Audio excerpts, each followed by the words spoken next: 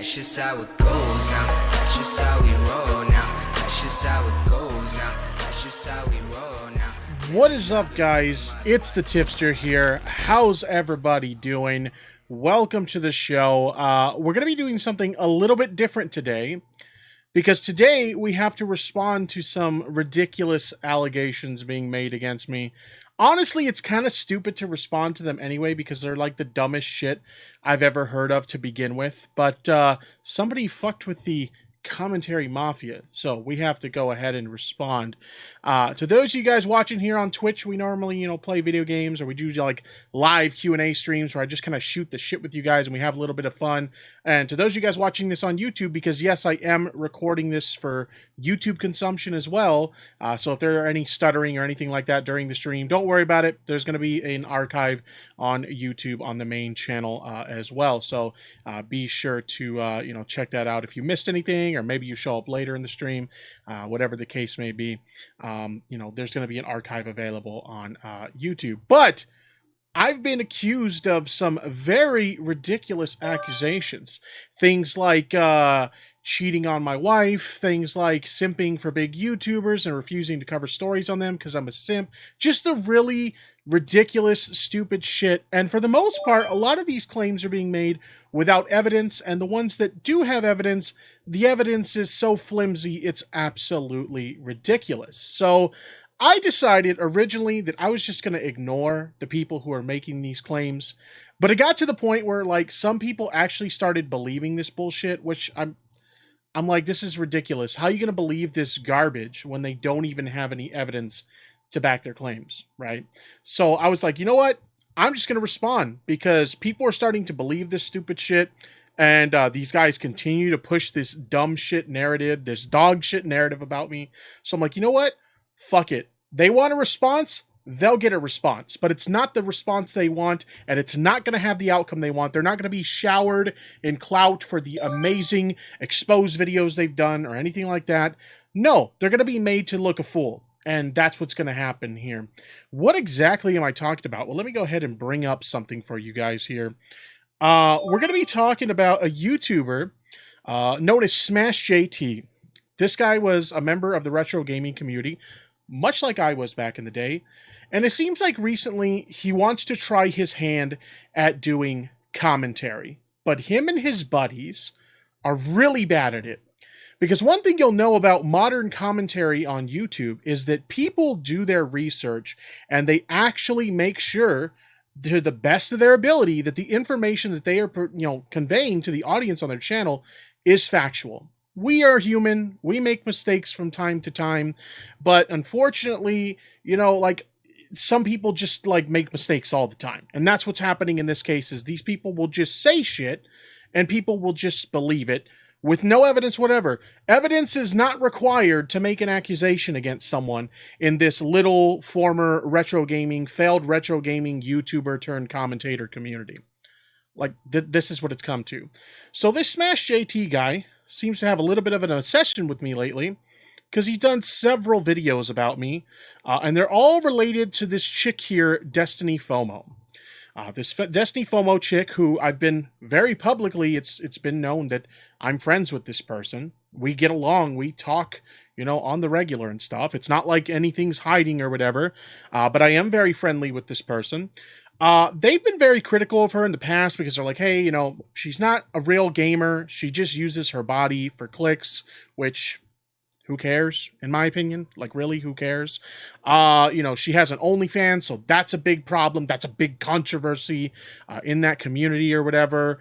And we even have, situations where she's advertising her OnlyFans on YouTube, which, in my opinion, YouTube is not an appropriate place to advertise something like an OnlyFans. However, YouTube has to approve those ads before they run them. So if YouTube decided, yep, we want to run that ad on our platform, that is YouTube's decision. So if you are upset with the fact that people are advertising OnlyFans on YouTube, you take that problem up with YouTube, because it is very much a YouTube decision. So if you view it as a problem, it is a YouTube problem, right? I mean, that's just the way I feel about it. But in any case, they got, this story sent to them about how she had apparently threatened some kid known as Trust Chill to issue a false copyright strike on him if he didn't do what she said, right? And this was the big story, like, oh, got her, we got her. And they're like calling her like the next Susie Lou and stuff like that, which is laughable, as we'll get into a little bit later in the show. But it's just ridiculous to compare her to Susie Lou because there are so many moving parts with, the Susie Lou story. She had the false copyright strike on Mark After Dark. She was using flagging to flag down an interview that I did with a lawyer last year. She's engaged in flagging campaigns against myself, John Swan, and others. She's, stealing anime content from these anime companies. Like, she has a history of harassing people while also accusing me of harassing people with no proof whatsoever.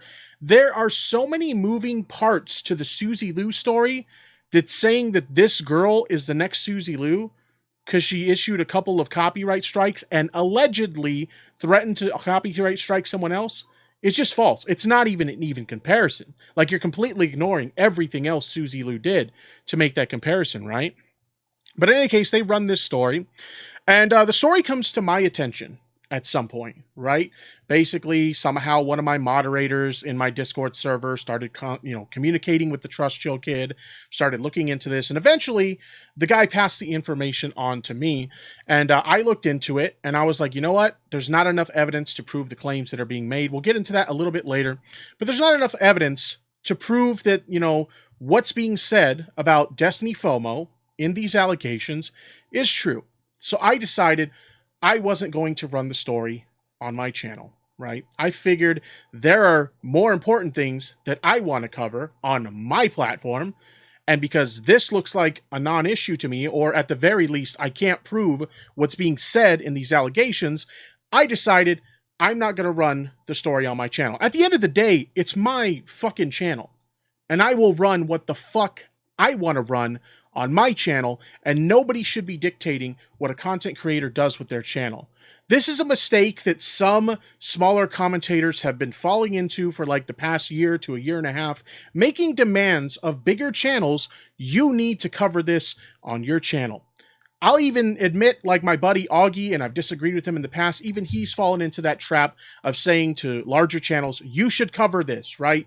And, Augie and I have had disagreements on that in the past, and that's fine. Augie's free to have his own opinion. He's his own person. But I don't think that people should be trying to tell people, hey, this is what you need to talk about on your show, right? Okay, fair enough, right? But in any case, these guys, these wannabe commentators in the retro community, they like to try and dictate to people what they should run on their channels, and they get really pissed off if you don't run it. And I'll show you guys some more examples a little bit later. But I didn't run this story, and they wanted me to run this story. They wanted me to run it so bad, and this is why I call them clout chasers, because they're like, hey, this horrible thing happened. Why are you ignoring this? You need to talk about this. And I feel like they're being clout chasers because they either want me to shout them out when I cover this story, or they're hoping they'll get residual views after I cover it. What are residual views? Residual views are when a large YouTuber talks about a particular topic, and then because this large YouTuber talked about this topic, the audience will search for other videos that talked about the topic, and as a result of that, these people will hopefully get some views on their videos about it as well. And that's what I speculate is going on here. That's what I think is the deal. They want clout. They're pissed they didn't get the clout. So now let's go after Tipster, and let's call him a simp. Let's imply that he's got some, weird relationship going on with Destiny FOMO, that there's something that's, not being displayed in the public that's going on here. It's so much more than they're just friends. Like, he's actively white knighting for this girl, and there's something weird going on there. We'll talk about it a bit more later. Now, I did invite Smash JT on to have a debate with me on this show. Didn't necessarily have to be tonight, but because of his response, I decided to do this stream tonight. Now, when I asked Smash JT, hey, do you want to come on and have a debate? Because my thought process is, if I'm going to respond, that's the fair way to do it, right? Because I can present my points, And if he feels that he has evidence to refute them, he can present his evidence and refute them live on air in front of everyone, right? That seems fair, right? But he didn't want to do that. He says, let me get this straight. I tried to have a conversation with you on your stream to discuss while you were talking trash about me to your audience. You proceed to bitch me out and block me. A week later, you want to do it again. Are you serious right now? Lol. Have fun tonight. What he's talking about is a show where I exposed him on my stream for saying things that publicly he said he wasn't saying. We'll get into that a little bit later in the show. But basically, I aired him out. And he was giving like the most ridiculous excuses in chat as to why what I was saying was being dishonest. So, like I said, we'll get into that a little bit later. But either way, I invited him on for this debate. I even unblocked him in my Twitch chat. So if he wants to chat and watch his, reputation burn with the rest of the people in the crowd, he's more than welcome to do that. He's welcome to join us in the chat. Let me go ahead and get a drink here for a second. So good, so good. So, I did invite him on for a debate, and he refused. In addition to that, I just wanted to show this tweet because I found it funny. When Susie Liu views are dwindling, and you need to create a story, I won't be appearing, contrary to Tipster's insinuation. I didn't say that he was appearing. I offered you an opportunity to debate me live and present your own points. You're so confident in your claims against me, yet now that you have the opportunity to defend them, suddenly it's a problem. Okay, anyway. So, contrary to Tipster's situation, there are much greater concerns going on right now in the world. He's going to do that. Oh, there's other things going on in the world. You had a lot of shit to talk earlier about all this while all these things were going on in the world. But suddenly, that's the moral grandstand you want to stand on. Oh, there's more important things going on in the world, so I don't want to humor this guy right now. Get the fuck out of here, Smash. Really? I won't be appearing contrary to his insinuation. There are much greater concerns going on right now in the world. I'll be spending the night with my loving wife and kids, paying them the attention they deserve. Okay, that's fine. You want to spend time with your family? That's fine. No big deal. No big deal. But it's funny because their whole argument is that the reason I won't talk about Destiny FOMO and I won't say negative things about Destiny FOMO is because I'm simping for her. There's this insinuation that I have some kind of relationship with her and maybe I'm going behind my wife's back and I'm fooling around with this girl or whatever. And that's why I won't talk about her on my channel. I will never, ever criticize Destiny FOMO because I'm a big simp for her, right? Then explain this to me right here. Off the record, why does this video exist? This video alone debunks everything they said. Granted, I have some more evidence to go over that I want to talk about with you guys. Don't worry, the show ain't over yet. But this video alone debunks their claims that I will not criticize Destiny FOMO because I have some kind of hidden relationship with her or anything. What exactly is this about? This video is titled Destiny FOMO versus Overthink Gaming, Copyright Strikes and Legal Threats, #Tipster News. This video was released on November 17th, 2019. Now, what was this video about? About 6 months ago, it's about 6 months ago, right? Destiny FOMO had issued a false copyright strike on a YouTuber known as Overthink Gaming. Now, I saw this situation, and because I had a bit of a relationship in terms of a friendship with Destiny FOMO, I thought, she kind of fucked up right there, right? She kind of fucked up. Let me reach out to her, and let me see if we can get to the bottom of this and make this right, okay? And Destiny FOMO is not the only person I've done this for before. There was a YouTuber known as David DeFranco. He's kind of a tech YouTuber. And he does like vlogging as well. He issued a false copyright strike on someone in the past. And, I thought, he made a mistake. He doesn't really know how the greater YouTube community works and how that's frowned upon. I'll reach out to him and, try to get him to, release the strike. And it took a little bit of, wiggle room. He was being really stubborn. But having said that, eventually he did release the strike. I even helped Smash JT get a strike removed. It's funny how he acts like I'll only try to help people in these situations if it's a hot girl that I'm somehow infatuated with.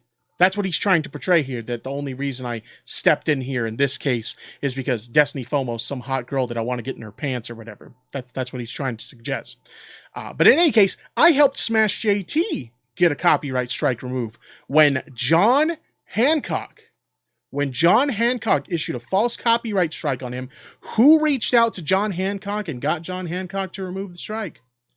Me. Not anyone else. Me. So it's really ridiculous for Smash JT to imply that I only helped Destiny FOMO because she's some attractive chick that I have some kind of infatuation with, because I helped him get a copyright strike removed when John Hancock issued a false copyright strike against him. Wow. Wow. But in any case, what is this video about? So she issues the false copyright strike on Overthink Gaming, and I reach out to her, and I'm like, look, what you did is fucked up, and you are going to catch a lot of heat for this shit. And I suggested, why don't we get you guys into a group chat together so we can talk this out, and you guys can come to some kind of agreement in order to, you know, restore the video, right, and release the strike. And I guess Destiny FOMO's big concern was some people were posting her docs in his comment section, and he was responding to it, kind of laughing at it and stuff. So she had a request. She wanted him to remove those comments from the comment section, and if he agreed to that, she would be willing to remove the strike.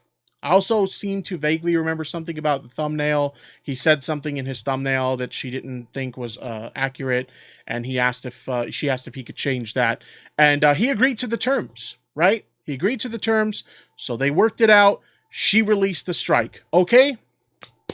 Problem solved, right? We solved this problem. She avoided a PR disaster, and everything should have been fine, right? No. Unfortunately, she did something wrong. Something that I had to call her out for. Something that I criticized her for in a private conversation and actually released this video about. What did Destiny FOMO do? She threatened Overthink Gaming, after this whole situation had already been resolved, with legal action. So I'm like, Destiny, what the fuck are you doing?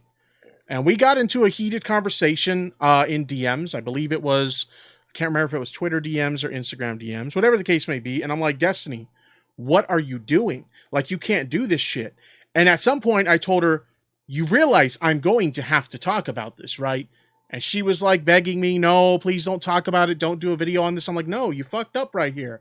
I tried to help you avoid this situation, and you fucking made it worse.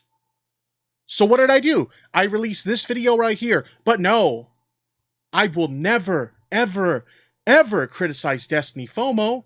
That would never happen. Tipster simping for her. He wants to get in her pants.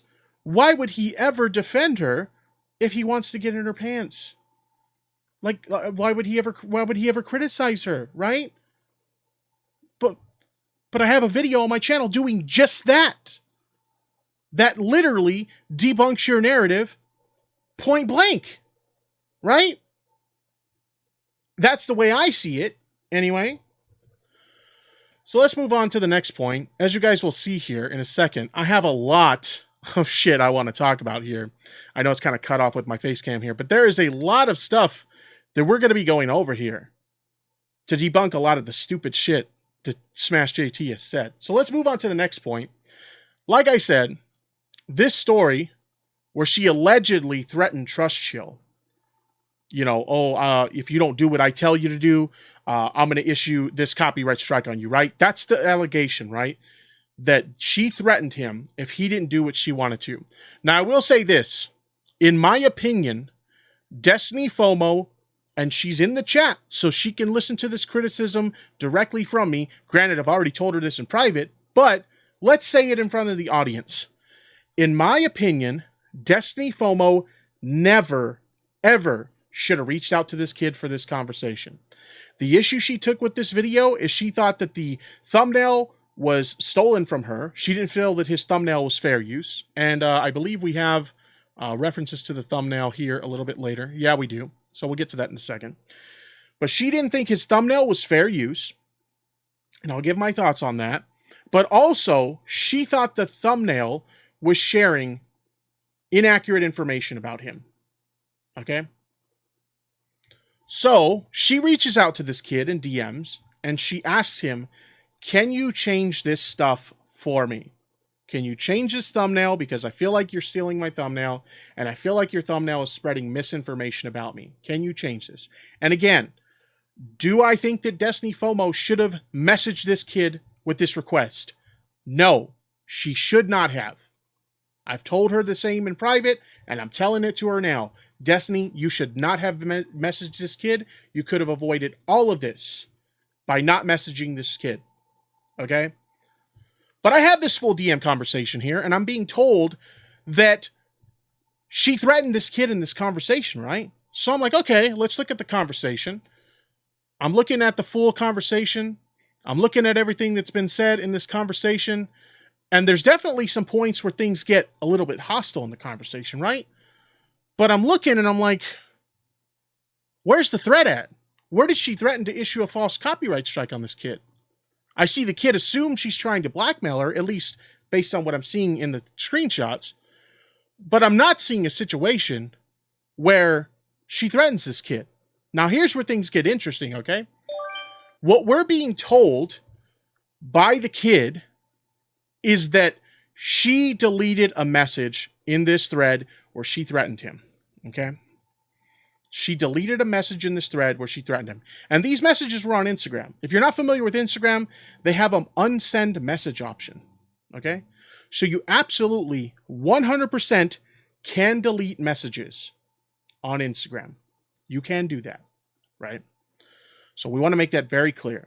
You can absolutely delete messages.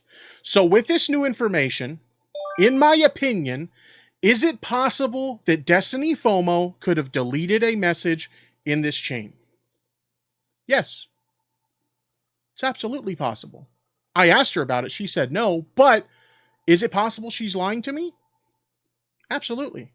Is it possible she deleted a message in this chain where she threatened the kid? Abso-fucking-lutely. That is 100% possible. But here's the problem. How do I prove that? There is literally no way whatsoever that I could prove that. How do I go into this guy's phone and find evidence that a message was deleted?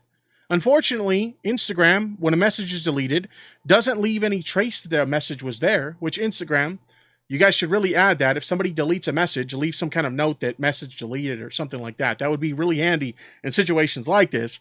But unfortunately, there is no evidence that a message was deleted, and there's no way for us to prove it. So I looked at this and I'm like, okay, I understand the accusation here. But because we cannot prove that a message was deleted in this conversation, I am not running the story. I am not going to make an accusation against somebody if there's not proof to back it up. That's why I decided not to run the story. And that's why we have a big problem right now. Tipster's not running this story where there's obvious proof that she threatened the kid, but there's not. There's not obvious proof that she threatened the kid. We could look over all these DMs right here, one by one, and there is no evidence of a threat in these DMs. Now again, is it possible she deleted her threat? Absolutely. But I can't prove it. So I don't want to report it. I don't want to bust an I'm fucking Alex and accuse somebody of something that they didn't fucking do. Excuse me for having the integrity to not want to accuse somebody of something without evidence. Oh, I'm such a horrible person. I'm definitely simping for this girl, and I definitely want to sleep with her because I won't talk about this situation where there is no evidence. Now, one thing we do know for sure is that both of them deleted messages at the end of the conversation. And here's proof. This is a screenshot from Destiny FOMO. And keep in mind, these other screenshots here, these are not from Destiny FOMO. These are from the kid. But this screenshot here at the end of the conversation, we can see that they both deleted messages. That looks a little bit fishy. Why are we both deleting messages? That looks bad on Destiny FOMO and the kid. What's going on there? It's kind of weird. But in addition to that, they had a video call at one point, and the kid took screenshots of her without her consent. Well, that's kind of fucked up. Why would you do that?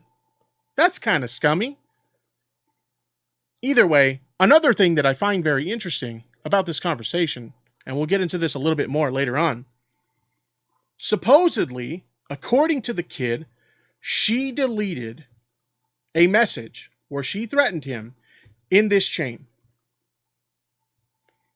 Why does the kid not call her out on it? Why at no point in this conversation does the kid say, hey, why'd you delete that message?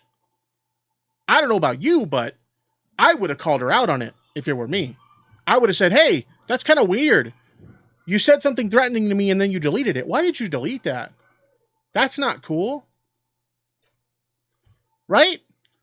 That's kind of fishy. At least to me it is. Now let's move on to the thumbnail situation. With the thumbnail situation, Destiny FOMO also wanted to issue, or she was asking this kid to change the thumbnail because she didn't feel that his thumbnail was fair use. Now, I can't get a straightforward answer on both sides of this one.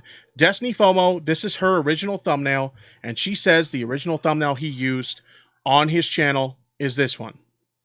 He's saying this was the original thumbnail. Now, I'll give my thoughts in terms of fair use on this. Do I think this is fair use? Honestly, the minimal differences that were made, this is so close, it's like on the line. I wouldn't be comfortable making a decision about whether or not this is fair use without consulting an attorney. So I'm going to try to get in touch with a copyright attorney, see what they have to say on that. But this is really close. I mean, essentially all he did was have the original thumbnail in the background, shrink it down a little bit and overlay it over itself, and add some text and stuff on the screen. I don't know if this is fair use. The current thumbnail is switched to this, which even then it's really minimal what he's done, but I'm more comfortable saying this is fair use than what he used before. But either way, her biggest concern was the fact that his thumbnail said that she does porn in her OnlyFans, and apparently she doesn't. Again, I want to make this fucking clear. I do not think Destiny FOMO should have reached out to this kid at all. She should not have reached out to this kid at all. I've told her this, and I hope to God moving forward she heeds my advice. Just ignore these people who talk shit about you. People talk shit about me every fucking day. And for the most part, I ignore it. It's just going to happen. Anytime you have a decent following on social media, people are going to talk shit. It's just part of the gig. And you have to get used to that. So I told her moving forward, don't do this shit anymore. Just ignore it. And I pray that she heeds my warning. So that's why I didn't cover the story. They're claiming that there's definitive proof in those screenshots that this thing happened. But there's not. So I didn't run the story. And that makes me a terrible, terrible person. Let's go ahead and move on to the next point that I want to cover here. In one of his videos, he says that I trashed him for months in my Discord server. Okay? I'm actually going to play a clip from one of his videos where he says just that. So let's go ahead and let's take a look at it. Because now he's trying to blame me for being the guy that came at him first and ruined our friendship. This guy needs to take a look through his entire Discord and all the trash that he's been throwing at me for months. And then he comes at me and says, you made a video calling me a simp. I thought we were friends. Don't ever come talk to me again. All right, Simpster. Okay, so he says I've been trashing him for months in my Discord server. And keep in mind, this was at the start of this whole thing, right? 4 months I've been trashing him in my Discord server. I did a search on my Discord server. And this post, which they've talked about in videos, is the only thing I found. Let's hear how horrible of an insult I made about Smash JT. Let's listen to this. Let's listen to this. Let's actually zoom in so we can read it. We have my moderator, Travis, post a link to a Smash JT video in my Discord. He asked me in it, "Dear God, hey Tipster, look what Smash JT posted. Is Destiny FOMO the next Suzy Liu?" Okay. This is what I said. I said I was in a call with Destiny FOMO right now. I just happened to be in a call at that time when he posted this. And I'll show proof of that as well. But because that's another thing. He says that once this was posted in the Discord, I immediately rushed to Destiny FOMO's aid to tell her what was going on and to cry to her about Smash JT and, you know, what he was saying about her. I'll debunk that in a second. In any case, let's continue. So, talking to Destiny FOMO right now. Okay, good. This is why I distanced myself from Smash JT. Dude legit took it from criticism to legit harassment. That's the horrible thing that I said. I gave an opinion that he has been harassing Destiny FOMO. And I want to make something very clear. I'm not talking about his videos, because that's the dodge he tries to use. Oh man, he could do all these videos on Suzy Liu and say it's not harassment, but if I do videos on Destiny FOMO, it's harassment. No, you can use that dodge and you can look at all his videos. He fucking says that in every single one. Every single one. Oh, my videos, I don't harass Destiny FOMO. I'm not talking about your videos. As we'll see a little bit later, I'm talking about what you post on social media about her. So anyway, this is the horrible thing I said. That I'm distancing myself from the guy because he pushes shit too far. And he takes it into a territory where it's no longer criticism. It's harassment. Okay?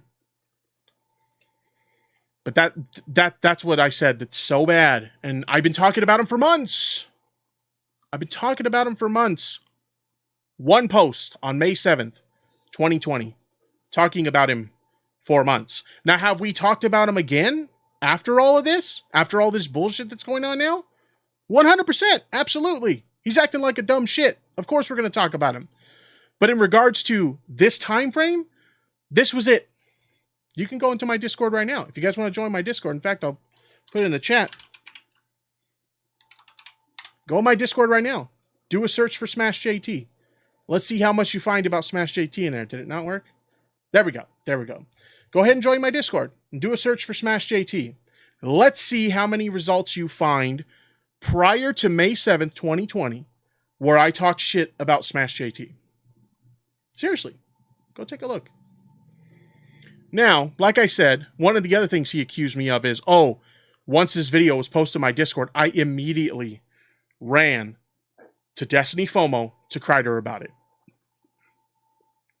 Here is a screenshot that shows the time and date that this was posted in Discord. If you do, I can't remember if it's Alt click or Control click. It's one of those two. If you do that, you click on a post, Alt click or Control click, one or the other. If you do that on a post in Discord, it'll actually mark everything after it as unread, and it'll give you a timestamp for your last read post on Discord. Okay? So here we have, I said that I was talking to Destiny FOMO right now at 2:31 p.m. on May 7th, 2020. Now again, remember, his narrative is that I immediately ran to her to cry about this after this was posted in my Discord. Let's take a look at the time here. Here's the time where our call started. We could see Destiny FOMO. Hey, you got a chance to talk now? Sure, buzz me when you get ready. Ready when you are. And here's the call. The call started at 1:15 p.m. May 7th, 2020. Isn't 1:15 p.m. before 2:31 p.m.? That doesn't add up. I thought I immediately ran to Destiny FOMO to tell her about this video as soon as I found out about it. I thought I immediately ran to a phone call with her on Discord to tell her about this. But wait a minute. The phone call started at 1:15 p.m. That's weird. Doesn't really fit the narrative now, does it? Okay. So there's that point. Let's move on to the next one. Like I said, we got a lot of fucking shit to go over here. Now, like I said before, my criticism of Smash JT is he takes shit too far now. And he takes it to this point where it starts to feel like harassment. Now, you can disagree with my definition of harassment, and that's fine. But I did clarify earlier, I'm not talking about his videos.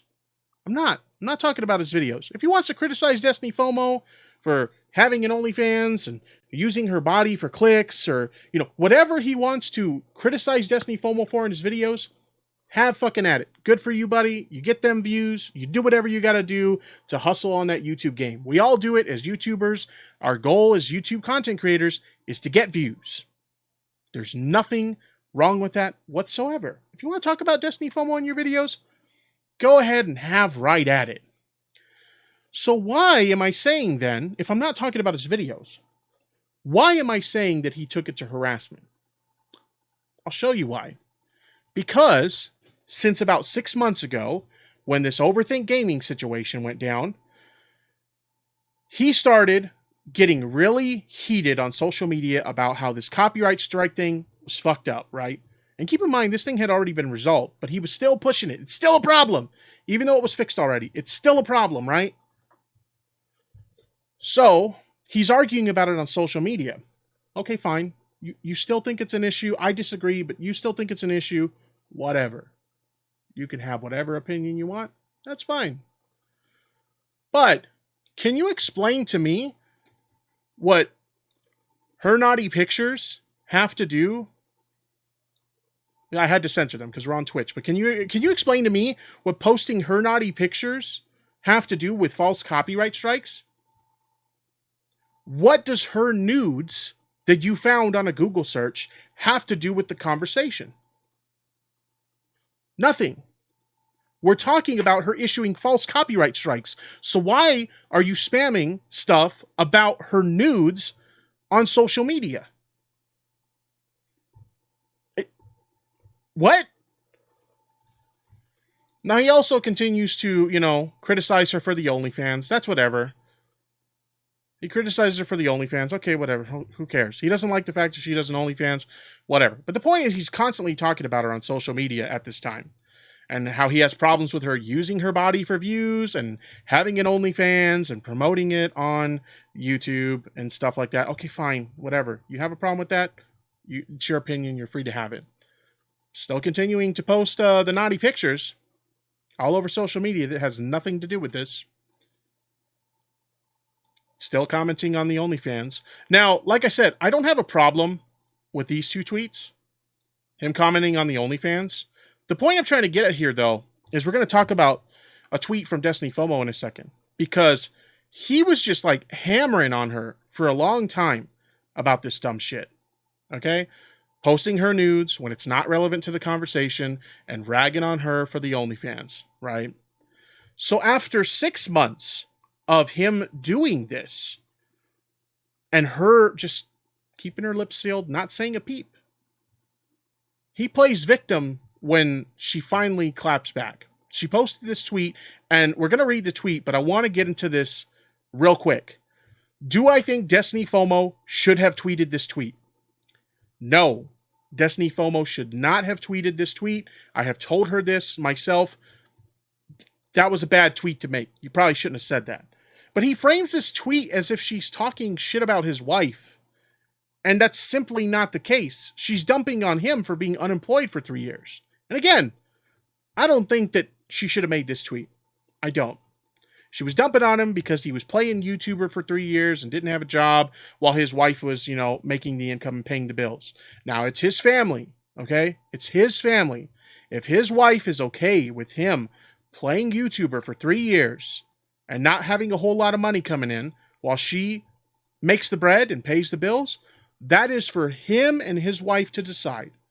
So if she's okay with that, whatever, that's fine, right? So that's why I say I don't think she should have tweeted that. But the fact of the matter is she tweeted it. At Smash JT, you try to slut shame me daily. You would think that since you sat home for 3 years while your wife supported you, while you had no job, that you wouldn't talk shit about how people make their money. Yeah, that tweet is in poor taste. And she obviously understood that it was in poor taste because she deleted it. But Smash played the victim so hard because of this.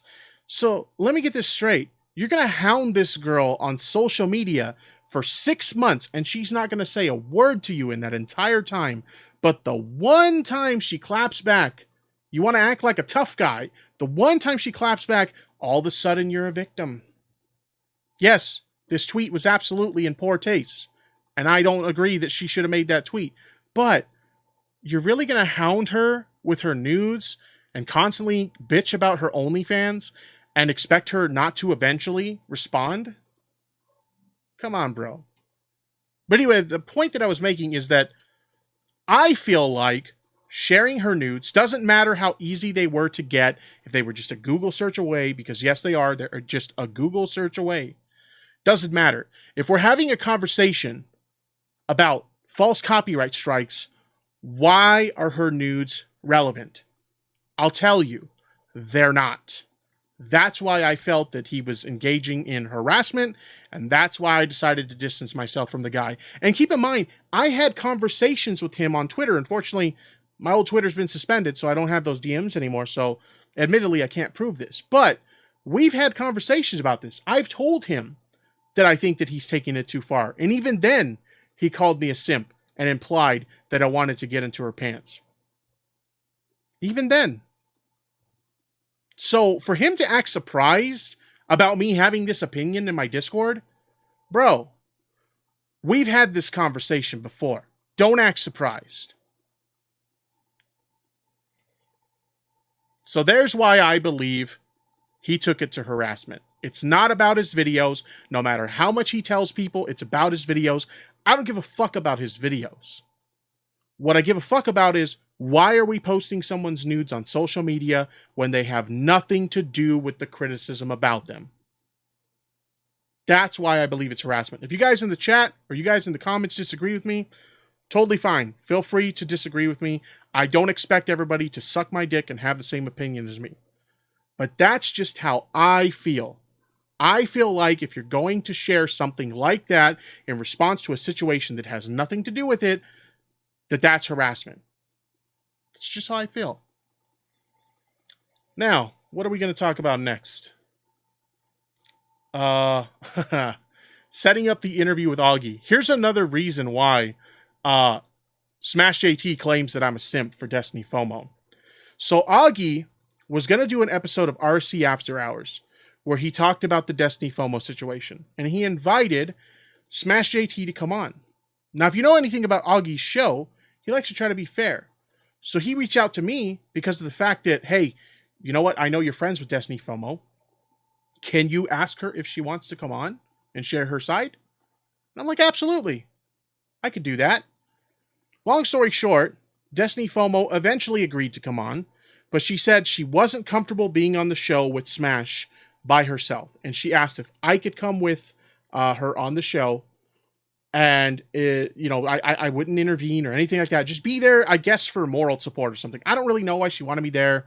I can only assume it was for moral support, okay? Augie agreed to that. He communicated that to Smash JT. Smash JT threw a bitch fit or whatever, right?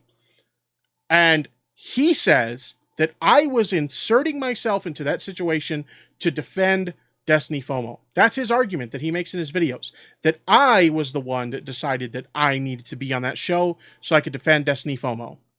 So what I want to do is show you guys the DM conversation of the interview being set up. Thank you. Thank you for the donation. What I want to do is I want to show you guys the interview process and how it was set up so you guys can see how much I inserted myself into the situation. Let's have a look-see. Here's the first part of the conversation, and it bounced between my conversation with Augie and with Destiny FOMO. Here we have the first part here. This is where Augie approaches me and asks me if I can help him get Destiny FOMO on. Yo, can you message Destiny FOMO and tell her I'm reporting the story with Smash JT and he'll be calling in, and ask if she would like to come on for her side so it's fair. Sure, DM'd her. Tell her you know me, and I got a massive live show. Lol. Augie and his ego. Obviously, he's joking. I vouched for you, told her she should definitely go on. Now let's take a look at the part of the conversation with Destiny FOMO. Here we have it. I got to zoom out a little bit because it's actually a pretty big one. A lot of reading to go on here, so let's go ahead and take a look. I'll try to speed through it as quickly as I can.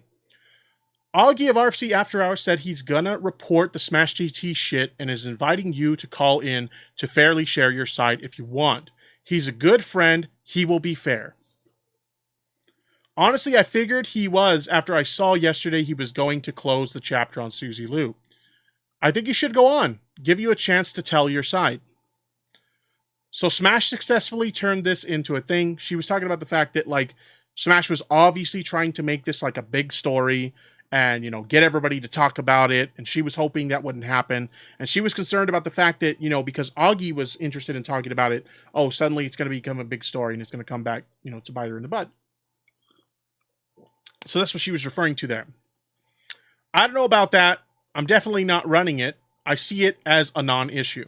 So again, I've been consistent this whole time.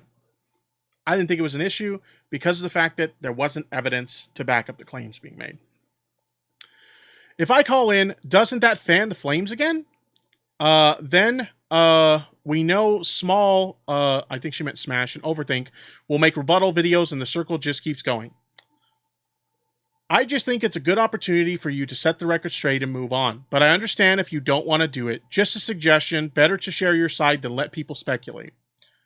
Would it be live during a stream or just calling him in to off stream to talk to him? She wanted to know if it was offline. I said it would be live. She says, I'm passing. If it was you, yes. This is exactly what the fuck Smash wanted by baiting me on Twitter, and my dumbass fell for it. He wants his name to circulate online. There's a big difference between a channel reporting something versus, hey, did you hear that what Destiny FOMO said? Let him have his 5 minutes of fame. And I told her, fair enough, was just a suggestion. So I told her Augie wanted to have her on. She kind of thought about it for a bit, and she's like, you know what? I don't want to go on. Okay. So then I told Augie, let me zoom in a little bit so you guys can see it. She declined. He says, boo. Well, I will still ask Smash some questions, but I am highly suspicious. Next up, Destiny FOMO hits me up. This is where she asked me if I could be on the call. I did not volunteer to be on the call with her, as Smash would lead you to believe. Here's the proof. Can you be on the call? I'll go on if you're on the call. Also, here is the stuff from when the stuff Overthink. This is, you know, we don't really have to comment on that because it's unrelated. She was sending me some screenshots of some stuff. I mean, if you want me to, I can be. So I went to ask Augie, or actually, I think the conversation continues. Yeah, the conversation continues. Thanks for sharing that. I will share it with him too. But yeah, if you want me to come, I can be in the call. If you're there, I'll call in. All right, still waiting for that call with Augie. I was supposed to talk to Augie so I can fill him in on some things. I will let him know. Thanks, dude. No problem. Here's the conversation with Augie. Let's call soon. I have to finish up this video. 10-4. She said if I am in the call, she will be comfortable calling in. I'm down if you down. And here's the final bit. I'm thinking of doing this tomorrow instead, same time as usual, because I'm too busy tonight. All right, I will let her know, and if she is free, I will be on the call. But if you have any questions, feel free to hit me up. Got it. All right, she agreed to come on tomorrow, so I'll be there. Thank you, no problem. Where did I insert myself into the situation? Where? At no point in this conversation did I insert myself into the situation. If we take a look at the first screenshot, Augie asked me if I can ask her if she'll come on the show. I didn't insert myself into the situation. Augie approached me as a friend to ask for me to help him with something. So I did it. And later on, I didn't volunteer to go on the show with her. She asked me if I can go on with her. And keep in mind, I had no intention of interfering. I was just going to be there for moral support if that's what she wanted. But nowhere, according to what Smash says, I inserted myself in the situation. Nowhere did that happen. And y'all have seen the proof now. At no point in time did I volunteer myself for anything. Not once. let's move on. What else do we got here? Lying about Augie. This is a good one. So, like I said, when Smash heard that me and Destiny FOMO were going to come on the show, he got upset about that. He was like, why? You know, and then he like basically like stormed off and like, no, I'm not going to do it anymore. He got really upset about that. But let's see what he would lead you to believe about that. Because he makes it seem, in the clip that I'm about to play for you guys, he makes it seem like Augie at no point in time told him why I was going to be on the call and why Destiny FOMO was going to be on the call. He makes it seem like this was just some bomb that was dropped on him, and at no point in the conversation did Augie tell him why this was happening. I could debunk that too. Shout out to Augie. He gave me access to these DMs. He gave me permission to share. So here we go. Let's see what Smash JT said in his video about Augie and when he was informed about me and Destiny FOMO coming on. Here we go. He's like, okay, cool. Well, I'm going to also get Destiny and Tipster on so we can have a full, like, head-on. We can all just face this and talk about it together. And I'm like, what? Why? And he's like, well, because, you know, I figured we could all talk about this together and figure it out. I'm like, no. Look, I thought we were going to talk about the Destiny FOMO situation and you wanted to hear my opinion on why I stand where I am. If Destiny wanted to hit me up and talk to me in DMs, she could have done that, but instead she blocked me and closed me off and then blasted me publicly on Twitter. Didn't really handle that situation professionally, we'll say. She's not very good at handling criticism, but that's been well established. So I was like, no, I'm not going to do a group chat with you and Destiny and Tipster. Why the hell does Tipster need to be there? I mean, this dude, he's been simping for Destiny since day one. Okay. So I've been simping for Destiny for day one. I just want to come on to play White Knight and defend her. He has no idea why I'm going to be on the show or why Destiny FOMO is coming on, right? That's what he said right there.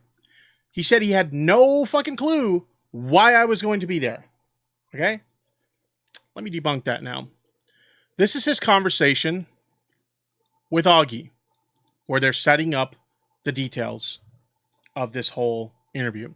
I'll kind of cycle through these images. If you guys want to see more, obviously you guys can't pause on the live stream, but for those of you guys watching on YouTube, you guys can pause and you can read the DMs if you choose to do so. But there's one particular DM that I really want to focus on here, because like I said, he makes this claim that Augie at no point in time whatsoever ever informed him why myself and Destiny FOMO was going to be on the call. And here's the DM in question. Let me zoom it in a little bit more so you guys can see it a little bit better. Here we go. Here's the thing. There's no reason for Tipster to even be involved. Let Destiny defend herself. Ask yourself, why does he even need to be there? It's a valid question. I'll give him that. Here's the deal. I reach out to you because I want to talk to you, and then I was like, hey, why not see if she's up for a convo too, just to be fair? And Tip is the only person I know who has contact with her, and she agreed to come on only if Tip is there, which is not ideal for me because it tips the scale of what's fair. But I promise you, if we do this, I will keep it balanced and not let them override you or dismiss your criticism. Augie was very clear with Smash about why I was there. So why you gotta lie on Augie, bro? Why you gotta act like Augie never told you, like Augie was trying to set up some ambush against you, and he never told you why I was going to be there? That's very dishonest for you to portray Augie in that way. We can see here that Augie very, very clearly told you why I was there. Because Destiny FOMO asked me to be there. She felt like she would be more comfortable for whatever reason if I was there. And my plan was to just mute and sit there and only say anything if I was asked a question. That's it. So don't act like Augie didn't tell you why. And I'll cycle through the rest of these screenshots for people who want to see the rest of them, because there's more to the conversation. But Augie made it very clear why myself and Destiny FOMO were going to be there. So it's very dishonest for you to act like you didn't know and really kind of portray Augie in a negative light when he was very honest and upfront with you. Anybody in the chat disagree? Next point. Let's go ahead and move on to the next point. What do we have next? Claiming I send people to attack him. He's done this a few times where he insinuates that I have control over all these people and anybody who does a video on him, Tipster sent them. He likes to refer to us as the commentary Mafia, which is why, the intro had that, Mafia theme, and why my wallpaper on my computer right now has a Mafia theme. By the way, shout out to Optic Decay for the amazing artwork. Turned out better than I could have imagined. But in any case, he calls us the commentary Mafia, and he acts like I have so much control over people like Nicholas Diorio, Augie, Boblax, who, keep in mind, Boblax has more influence than I do. He has a way bigger channel than I do. I think at this point he's like double my size, but I have control over Boblax. This guy Trevor, Top Loaded Gaming, and now he's saying that I have control over I Bully Bullies and BX Beast Boy. Like, I control all these people. I'm the little puppet master, and I get these people to do my bidding, right? So let's take a look at the clips where he says this stuff. Let's have a look-see. So he sends his entourage of the Click Mafia, the commentator community, after me today, like they're going to get something on me. And they... Now, he provides no proof that that happened. Did they have a go at him? Yeah. He left a comment bitching about this whole situation on one of my videos, and Boblax responded to one of those comments. We're actually going to talk about that a little bit later. But he actually, Boblax responded to this comment, and he got so upset about it. And then Nick Diorio, because, yeah, we are friends. We do have conversations about this. I never told them to go and attack him or anything, but anytime we see somebody doing something stupid on social media, whether it's directed at us or anyone else, we talk about it. That's what friends do. You have conversations about what's going on, right? Hey, what did you see today? Oh, I saw this guy do this stupid shit. Oh, this guy said this stupid shit. Like, it's just what friends do. We have conversations about things, right?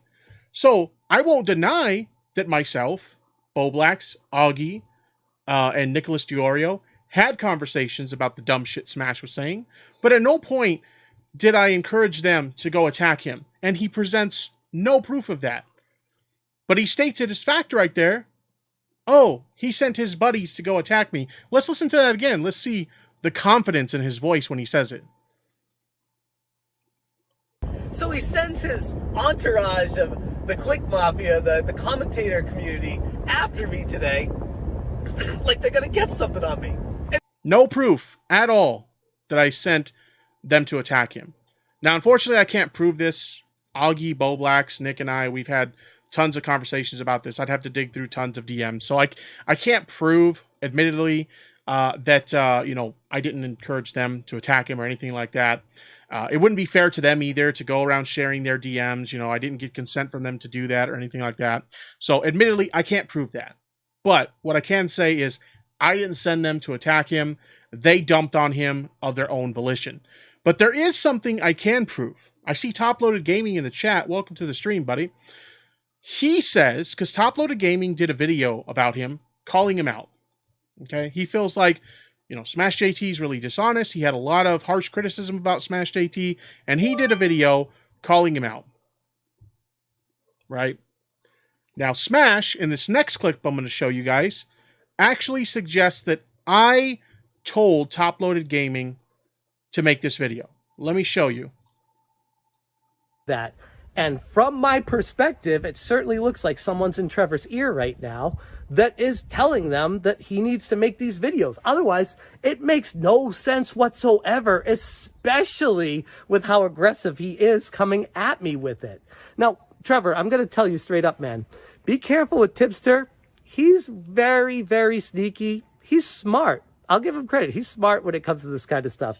And he's said multiple times on Twitter that I'm done with this situation. I'm not even going to make a video on this. I'm not talking about, I'm moving on from this. It's like, yeah, because you know I got you and you got nothing to say. And if you give attention to me, your audience will see the truth, and you don't want that. I get that. It makes sense. So what do you try to do? You try to slander my name through using other people. I get.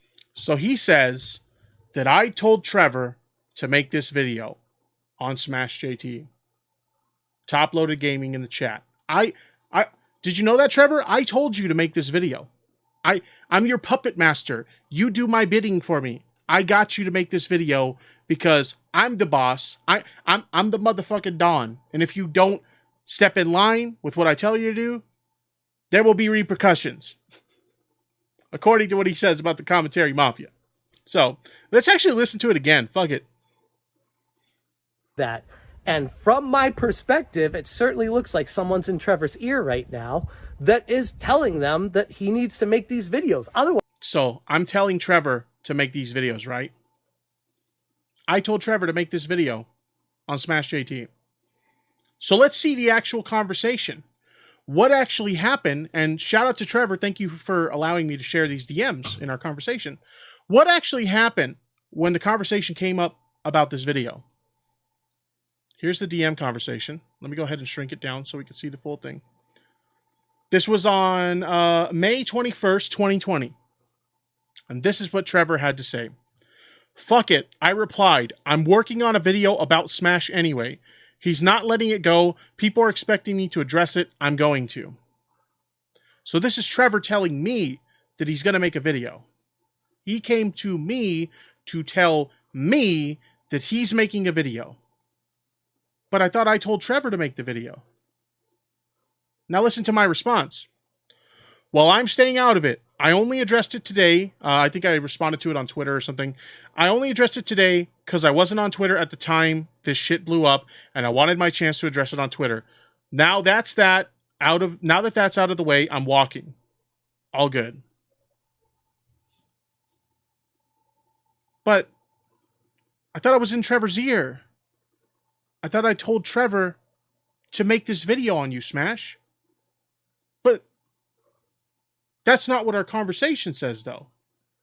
Our conversation says that Trevor told me he was going to make a video, and I didn't want anything to do with it. That's weird. It's almost like you were full of shit. Because you were. What do we got else? What else do we got here? Oh, this is the one that really pissed me off. This one, I will admit, legitimately got under my skin.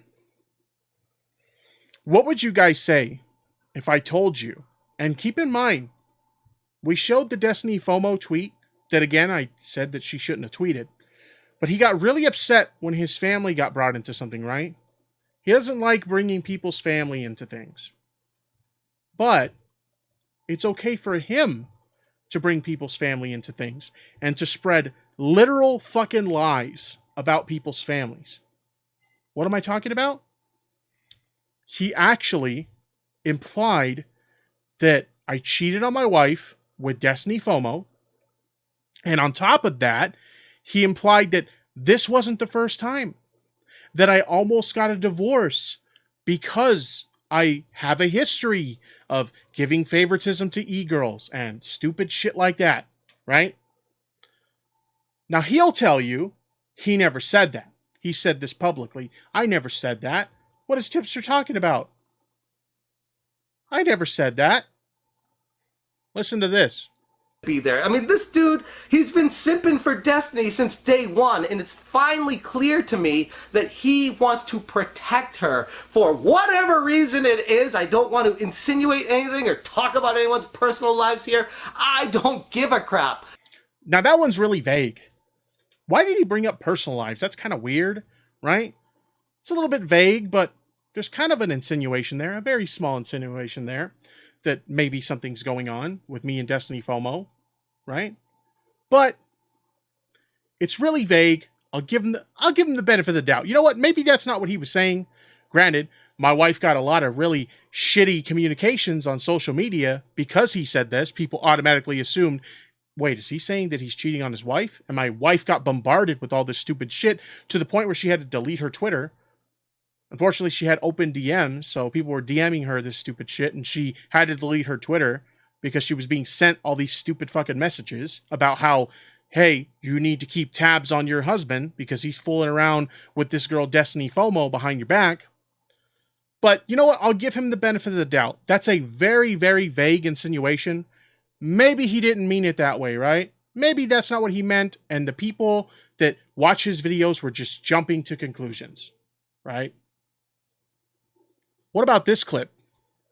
What I know about is Destiny FOMO, and I know about the relationship between Tipster and Destiny FOMO. And from what I've seen, I would imagine, this is not a fact, but I would imagine it goes a lot further than what we've seen on surface level.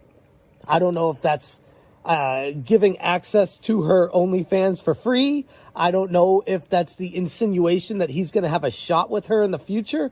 I don't know. Like I said, I don't want to get into personal lives. I don't want to get into what Tipster has stood for in the past and what's happened to him, even though there are rumors, which he's been caught doing this before with girls too. So it's not the first time.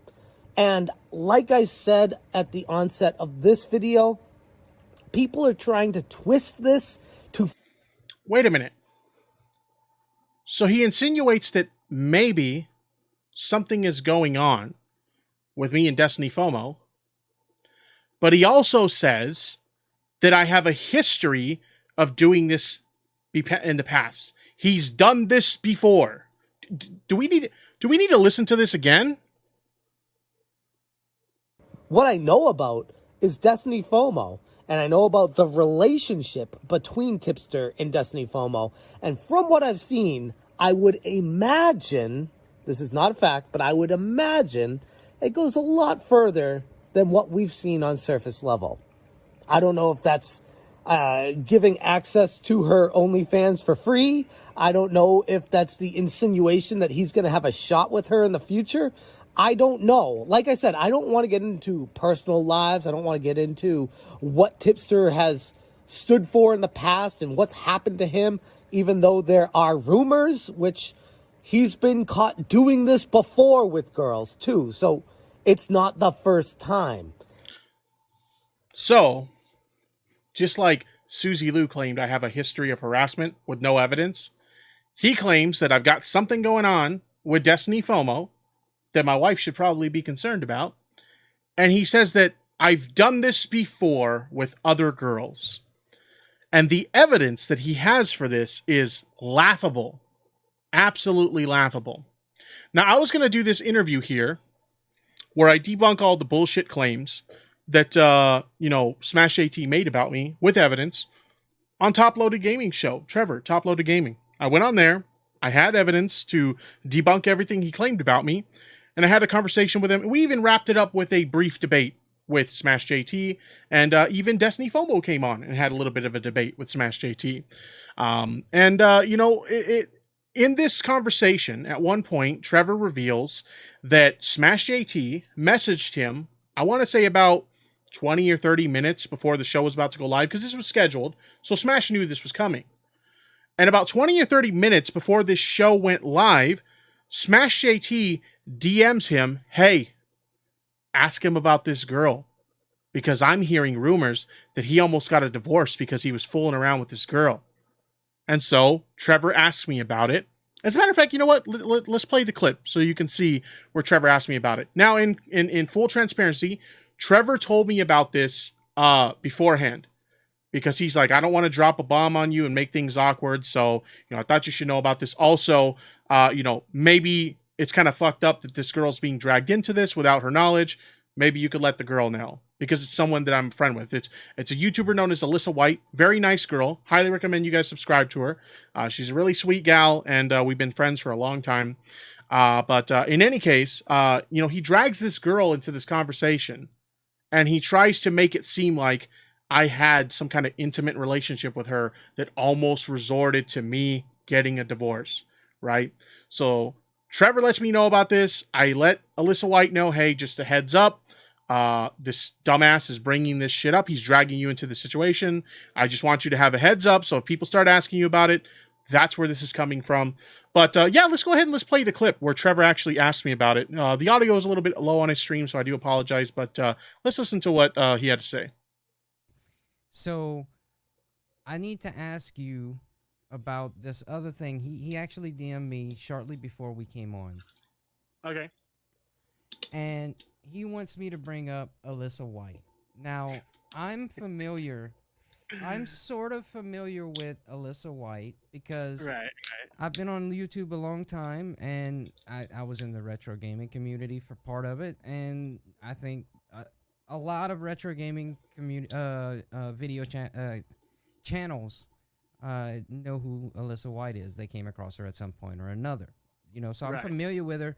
But what would he be alleging about Alyssa White? Like not what would he be alleging? Because what he's alleging is that you and Alyssa White have some sort of history that it literally almost caused your marriage. Now, what sort of history do you have with her, if any? All right. Now, I don't think we need to go into this because I could explain this part right here. Alyssa White and I are friends. Like I said, I used to be a retro gaming YouTuber, and she kind of had crossover with the gaming community and stuff. And so we became friends over the years. She's been a really good friend for a long time. She's still my friend to this day. We've done collaborations together in the past. I went on a show and did an interview with her on her channel. And back when I used to do gaming videos, she actually did an appearance in one of my videos where she played a Nintendo rep, and I was doing a video about the Virtual Boy. And I was calling in tech support about how, the Virtual Boy was giving me headaches and stuff like that. And it was just like this really funny skit that we did together. But we were friends, and we've done videos together before in the past. It just kind of is what it is. It's really funny that supposedly I slept with this girl and almost, got a divorce because of this girl. Because not only does she live in another state, I don't have the kind of resources to just fly to some other state just to get laid, right? I just don't. But in addition to that, I actually set this girl up with her fiance, her current fiance. I helped hook them up and get them together. Tipster cuck confirmed. I was so infatuated with this girl that I did this stupid thing of hooking her up with another guy. Okay, if you say so. Not only that, but as Trevor, I highly recommend you guys go listen to this interview. As I point out to Trevor, I actually showed Trevor in a private conversation screen share that Alyssa White and my wife are friends on Facebook. Why the fuck would my wife friend someone that I was fucking behind her back to the point that it almost got us a divorce? It makes no sense. No sense whatsoever. Why would my wife friend someone on Facebook who fucked her husband to the point where we almost got a divorce? Now, let's get to the evidence. This is the funny part. What is the evidence that Smash had that I almost got a divorce and I was fooling around with this girl? What's the evidence? Let's have a look-see. Trevor actually tweeted this out. Now people can say what they want, but the fact is Smash is getting personal. And he tweeted out this screenshot. I actually have the original screenshots here. Let's see what Smash had to say. And keep in mind the other defense that Smash is trying to use right now. Oh, Trevor betrayed my trust. This was supposed to be a private conversation. I can debunk that too. Look, man, be careful with Tipster and don't trust anything he says. I've had a lot of people in my ears as of late about him, and apparently he has a long history of simping for e-girls. Bring up Alyssa White, and again, remember, this was before my interview with Trevor, so he's telling Trevor this was supposedly supposed to be a private conversation, but he's telling Trevor to ask me about Alyssa White. How in the fuck is that supposed to be a private conversation? You literally asked him to ask me about this on a live stream. Bring up Alyssa White if you want it to get interesting. Now, what is the evidence that he has that I cheated on my wife with this girl? an interview I did with her on her channel, which Anyone knew? here's the interview right here. We did an interview where we talked about fucking video games and our YouTube channels and shit like that, like geek culture stuff. This is one piece of evidence that I cheated on my wife with this girl. I did an interview with her on her YouTube channel where we talked about geek culture shit. And there we can see him linking that interview here. Here's the next part. I had to censor this part because this is a provocative picture of her, and, you know, Twitch, I don't think Twitch would be too happy about me sharing that on their platform. But in any case, so a link to this interview is his proof that I'm sleeping with this girl. Number one. Second piece of evidence. Rumor is she caused a lot of strife in his personal life a couple years back and almost caused a divorce because he was in deep with her so much. So he's literally telling Trevor, I'm hearing this rumor that he almost got a divorce because of this girl. There's DM proof of it. And so what is this evidence right here? What is this evidence that proves that I had an intimate relationship with this girl? We already established the interview. The second piece of evidence, get this. I liked an Instagram post.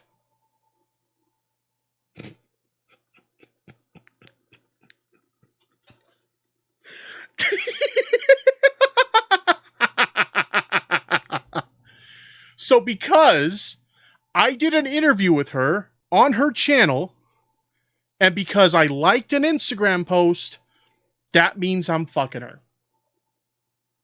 Wow. Talk about stretching like fucking Armstrong. Now, I'm going to be very, very frank with you guys. And I'm honest with my wife about this too. Hell, she's honest with me about it too. I am a heterosexual man who is attracted to women of the opposite sex.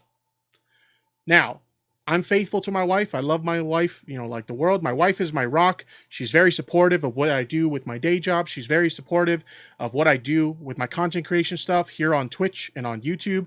Anytime I reach a milestone on these platforms, she's congratulating me. She's very supportive of everything I do. I love my wife to death, and I can't be thankful enough for what I have with my wife.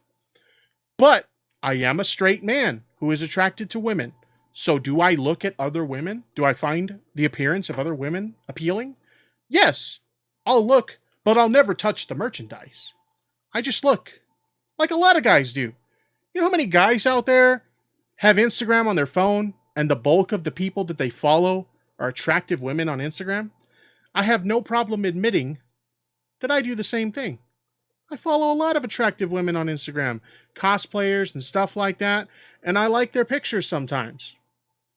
So what? I'm not fucking with them. I'm not trying to sleep with them or anything like that. My wife isn't even afraid to admit to me that she looks at attractive men. And I don't have an issue with that. I'm not so insecure that I have a problem with my wife looking at attractive men. At the end of the day, we come home to each other. We don't fool around with other people. We'll look, but we don't touch. And there's nothing wrong with that. If you go to Alyssa White's Instagram, you'll find that I like a lot of her pictures. Some of which are provocative pictures, some of which are not. But his proof that I am fucking this girl and almost got a divorce is an interview that I did on her YouTube channel and an Instagram post that I liked. That's his evidence. Ridiculous. This lie, this rumor that he's spreading got so serious that people started to believe it. We have this shitty person who left this massive comment on his fucking YouTube video, and this is what they had to say. I feel sorry for Tipster's wife. If I had the problems that he had, I wouldn't be spending all this kind of time talking to Destiny FOMO like he does. I have no respect for people who don't value their marriage. What the fuck does this guy or Smash JT know about my fucking marriage? Me and my wife have been married. In October, it'll be 7 years. And I have been with my wife for 15 years. And not once in that entire period of time have I slept with another woman. What the fuck does Smash JT and these pieces of shit know about my marriage? Because I liked an Instagram post and did an interview, suddenly that's proof that I always fool around with e-girls and that I almost got a divorce because of it? And his justification is, oh, I just said it was a rumor. It doesn't matter, you piece of shit. You spread the rumor. You spread a bald-faced lie rumor about me and my wife. And you had no place to say that shit, you piece of shit. You bitched so much about Destiny FOMO, how she commented on her wife. And again, I can't say this enough. I don't think Destiny FOMO should have tweeted that tweet about you and your family. Whatever you and your family do is your own fucking business. I don't think she should have tweeted that. But she didn't say anything negative about your wife, and you try to spin it so that she did. And you were so angry, and you got so offended, and you played that victim card like clockwork because she said something, she mentioned your wife in a tweet. But you have the audacity, you have the balls, you have the fucking nerve to claim that I had intimate relationships with other women and I almost got a divorce. You are a piece of shit. You are absolutely a slimy scumball piece of shit. How dare you call anyone out for bringing your family into it when you have no fucking problem doing the exact same fucking thing? You dishonest piece of shit. I even DM'd you. We had one last DM conversation about this, where I told you the following. You claimed that I was simping for her, that was talking shit about you, and I was trying to ambush you in a call on Augie's show. You also claimed that I went to her when you dropped your video. No, the kid who lied to you about threatening him came to my news team. It actually wasn't my news team. It was one of my moderators. And she called me when you posted your video. You made me out to be a simp when I am a happily married man, and now people are contacting my wife trying to convince her that I am cheating on her with Destiny FOMO. And you think that's okay? And what was his response to that? I informed him that something that he said resulted in my wife being bombarded with stupid messages. Here was his response. Sorry, dude, I gotta end this talk. Good luck to you. What a slimy piece of shit. Someone tells you that the stupid shit that you said in your videos that was blatantly false had a negative impact on someone's family. Someone's family is basically being harassed because of some stupid shit you said, and all you can say is, I gotta go, good luck. Fuck you. Fuck you.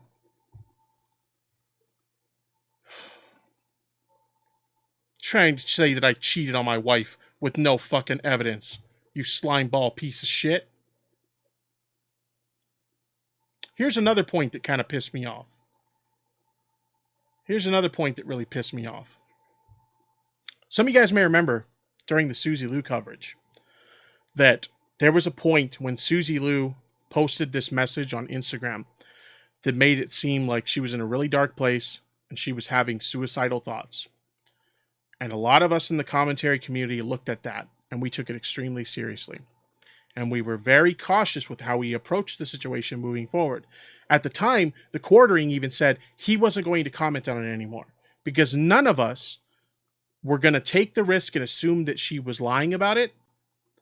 And none of us wanted to be responsible for someone ending their life. As much as we believed in the criticisms that we had for Suzy Lou, we did not want to push her over the edge to where she would harm herself. I publicly stated, I never wanted that. That's not what I want.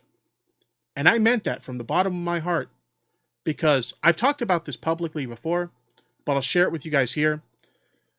I've lost a family member, my uncle, to suicide. He was locked up in prison and he killed himself while he was in prison.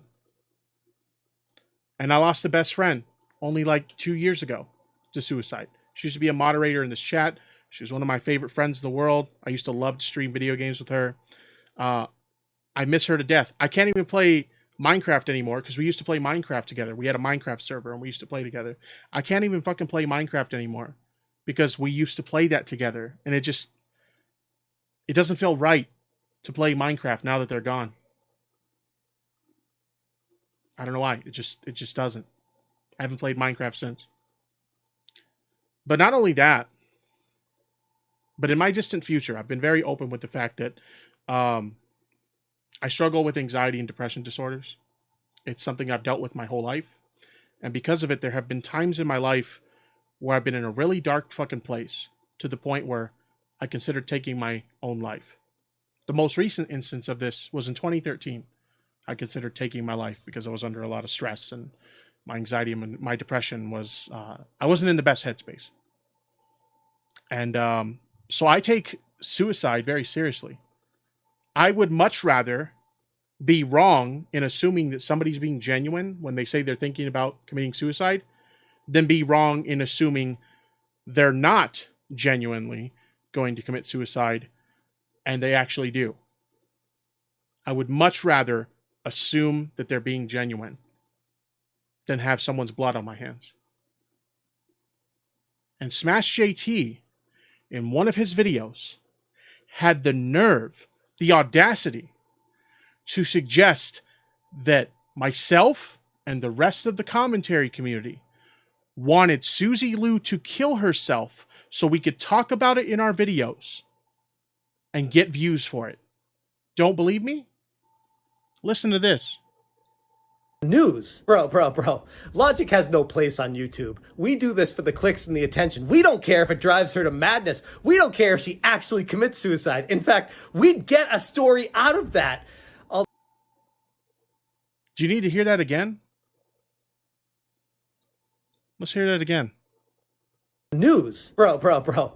Logic has no place on YouTube. We do this for the clicks and the attention. We don't care if it drives her to madness. We don't care if she actually commits suicide. In fact, we'd get a story out of that. Smash JT had the nerve to tell someone who has lost 2 people in his life to suicide and been on the brink of committing suicide himself in the past. He thought it was a bright-eyed 189 IQ fucking idea to say that a person like that wants someone to kill themselves. Do you want to know the truth about what would happen if Susie Lou took her own life? I couldn't forgive myself. I would probably leave the internet because I would feel like her blood is on my hands. I have publicly stated that I don't want that for Susie Lou. And this slimeball piece of shit has the nerve to imply that that's what I want? That I want Susie Lou to kill herself? No! You should be ashamed of yourself that you would even suggest that. How disgusting do you have to be to say that about a person who has lost people? And this is not anything new. I've talked about this before. How much of a slimy piece of shit do you have to be to suggest that I want Susie Lou to kill herself when I've considered taking my own life in the past? I know how serious it is. I know how fucking scary it is to be at that point where you're like, I just want to end it all. And also, I've lost people to suicide. This right here, this was the breaking point for me. This is where I said, you know what? Fuck this dude. It's time to consider responding. Because at this point, I'm like, he's just a clout chaser. He wants me to respond just so he can get attention. That's what he wants. And I don't want to give it to him. But when he said this, as if implying that I cheated on my wife and almost got a divorce wasn't bad enough, when he said this was the deal breaker for me. This is when I said, fuck this, Smash. I'm coming for you. How dare you? How dare you? You are a garbage fucking human to suggest this. Fuck you.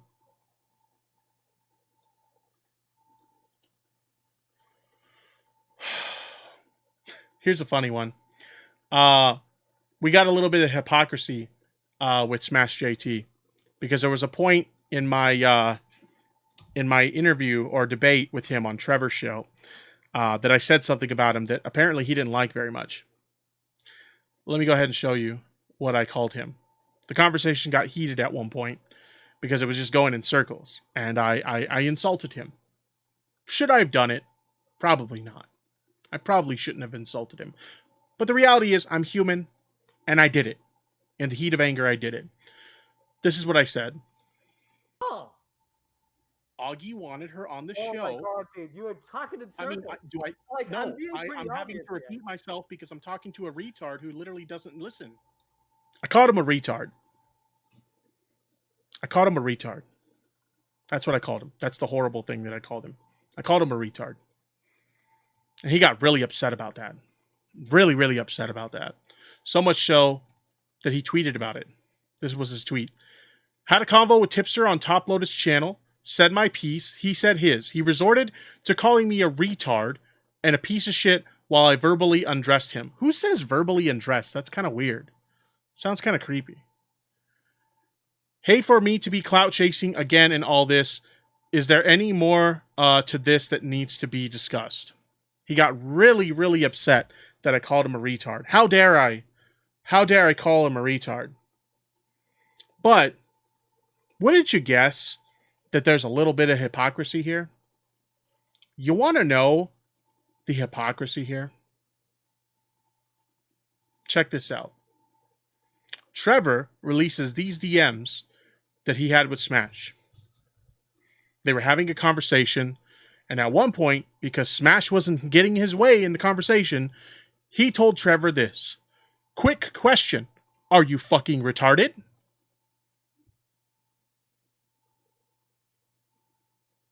So wait.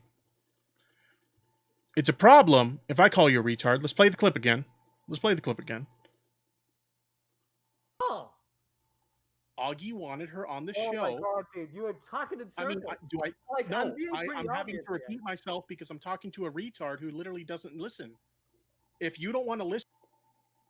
Oh man, so horrible. I called him a retard, and he was upset about it. But he has no problem calling other people retards. Now, in fairness, I don't have a problem with the word retard. I think context matters, and I don't think there's an issue with that. I know there's some people who would disagree with me. They have a problem with the use of the word retard. That's fine. We can agree to disagree. I think context matters. But how are you going to get so upset about me calling you a retard when you have no problem using the word at other people? That's kind of hypocrisy, isn't it? That's a little bit of hypocrisy there. Minor point, but still, I thought it was funny. So I thought I'd bring it up. So Smash likes to act like a tough guy. He acts like he's a big tough guy who calls out people and their injustices in the YouTube community. How dare people do these horrible things? I'm Smash JT, and I'm going to expose them for all these horrible things, and I'm going to talk like a big tough guy on social media, right? I'm the big tough Smash JT, and I criticize people when it's necessary. Right? Let me get a drink real quick. So I have to ask you, Smash, if you're such a big, tough guy in public social media for all to see, why do you get so easily offended when people clap back or say anything to you? We saw how upset you got about the message that, the tweet that Destiny FOMO posted to you. You did a whole video complaining about it. Don't believe me? Look at his YouTube channel. It's there. But I posted this tweet a while back with the permission of Boblax. Shout out to Boblax. Thank you for sharing these DMs with me. Hey, Smash JT, remember that time you had a cry in Boblax's DMs over a simple YouTube comment? Really got your feelings hurt, eh? LOL. This is what I'm talking about. I think I referenced this earlier in the stream, but there was a point when I did a YouTube video. It was a Suzy Lou video, and Smash JT left this massive fucking comment in it complaining about how, I won't, comment on the Destiny FOMO situation. And I just make Suzy Lou videos and I'm a hypocrite and all this stupid shit, right? And I'm a simp. And Boblax responded with, at Smash JT, stop inserting yourself into this, lol. This Suzy Lou video has nothing to do with your Destiny FOMO beef. That's all Boblax said. Now he responded, Well, Black, stop inserting yourself into this. I was pointing out the obvious flaws in Tipster's non-biased coverage on Destiny FOMO. God, you guys are cocky as fuck. Okay, he responded in the comments. No big deal, right? That's not a big deal. But do you want to know what happened less than 5 minutes after he posted that comment? Do you want to know what happened less than 5 minutes after he posted that comment? This is what happened. This is Smash JT sliding into Bo Black's DMs to complain about his comment. Would be nice to have you guys not be so quick to come at me just because I called him out. I get it, he's your friend. Wouldn't say I wouldn't act the same if I were in your position. To which Bo Black responds, it was one YouTube comment, dude, lol. You're making this way bigger deal than it needs to be. And it's true. Then he complains, one comment from you, a thread from Nick, and you and Augie liking his tweets. He got upset because Bo Blacks and Augie were liking tweets.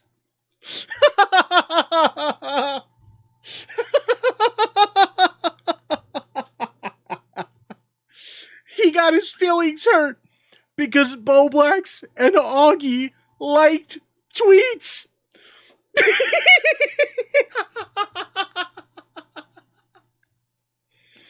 One comment from you, a thread from Nick, with you and Augie liking his tweets. Another comment from another commentary YouTuber. I don't know who that other person was.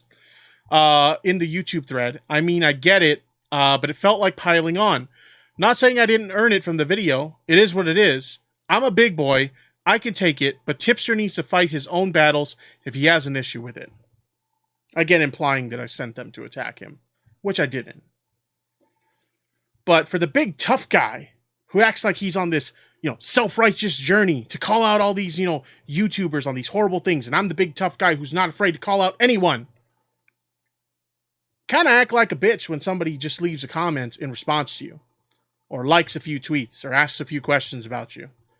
If you're so confident in your position against me, why complain when people call you out for it? Just present your counter evidence. Show them why you're right and they're wrong. But no, let's DM Bo Blacks and cry about it. Real big tough guy. Next up. He has a real problem with me calling him a clout chaser. Now, I don't like to use the term clout chaser all that much. I think it's kind of cringy, if I'm being honest. But there are definitely some situations where I see people and they look like clout chasers to me. They're just like begging people for attention, begging big YouTubers to talk about their videos so they'll get them residual views, or even better, hopefully get a shout out. Like, these kind of people constantly do this thing and they don't even hide the fact that they're trying to chase clout, right? And I've accused Smash of this in the past because I honestly feel like that's what he does. I feel like he's a clout chaser. He can disagree with me on that opinion if he wants, but that's how I feel about it, right? But yeah, he's really upset about the fact that I call him a clout chaser. Take a look at this. And I'm not saying, by the way, I'm not saying Tipster has to cover this. People are saying that's their excuse now. Oh, you're just trying to bully these commentators into what they should be covering. No, I'm not saying that. I'm just saying it's interesting how Tipster keeps going after Susie Lou over and over and over again, and then when there's actually some news, something that there's to talk about, something very serious, he doesn't talk about it. He talks about Susie Lou. So that's kind of like my thing. Like, he's really adamant that I need to talk about this Destiny FOMO thing. You know, this thing that he's done multiple videos about on his channel? Let's go ahead and take a look at his channel. This thing, oh, by the way, I have to give a shout out actually to him on this. He used to have this really fucking annoying channel trailer on his channel that like raped your eardrums when you clicked on it because it was really fucking loud. Shout out to Smash JT for finally removing that annoying fucking channel trailer. I criticized him on this in a previous live stream. He actually listened to the criticism. Hey, maybe he can accept some forms of criticism. Thank you, Smash. I appreciate that. But he has all these videos on, you know what, let's just do a search. Destiny FOMO. He has all these videos on Destiny FOMO that he clearly wants to get attention for, right? So he's really hammering it in that myself and other people need to comment on them, and how dare us not comment on them, right? This guy does this all the time. Don't believe me? Check this out.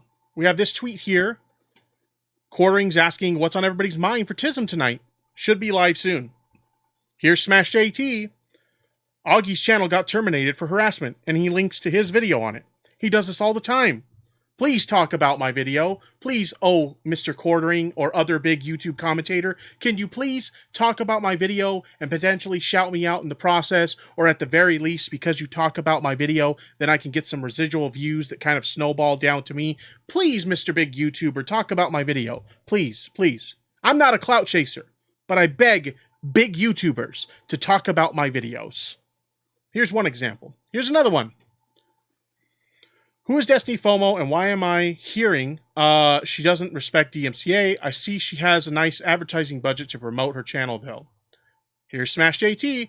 Here you go. This should catch you up.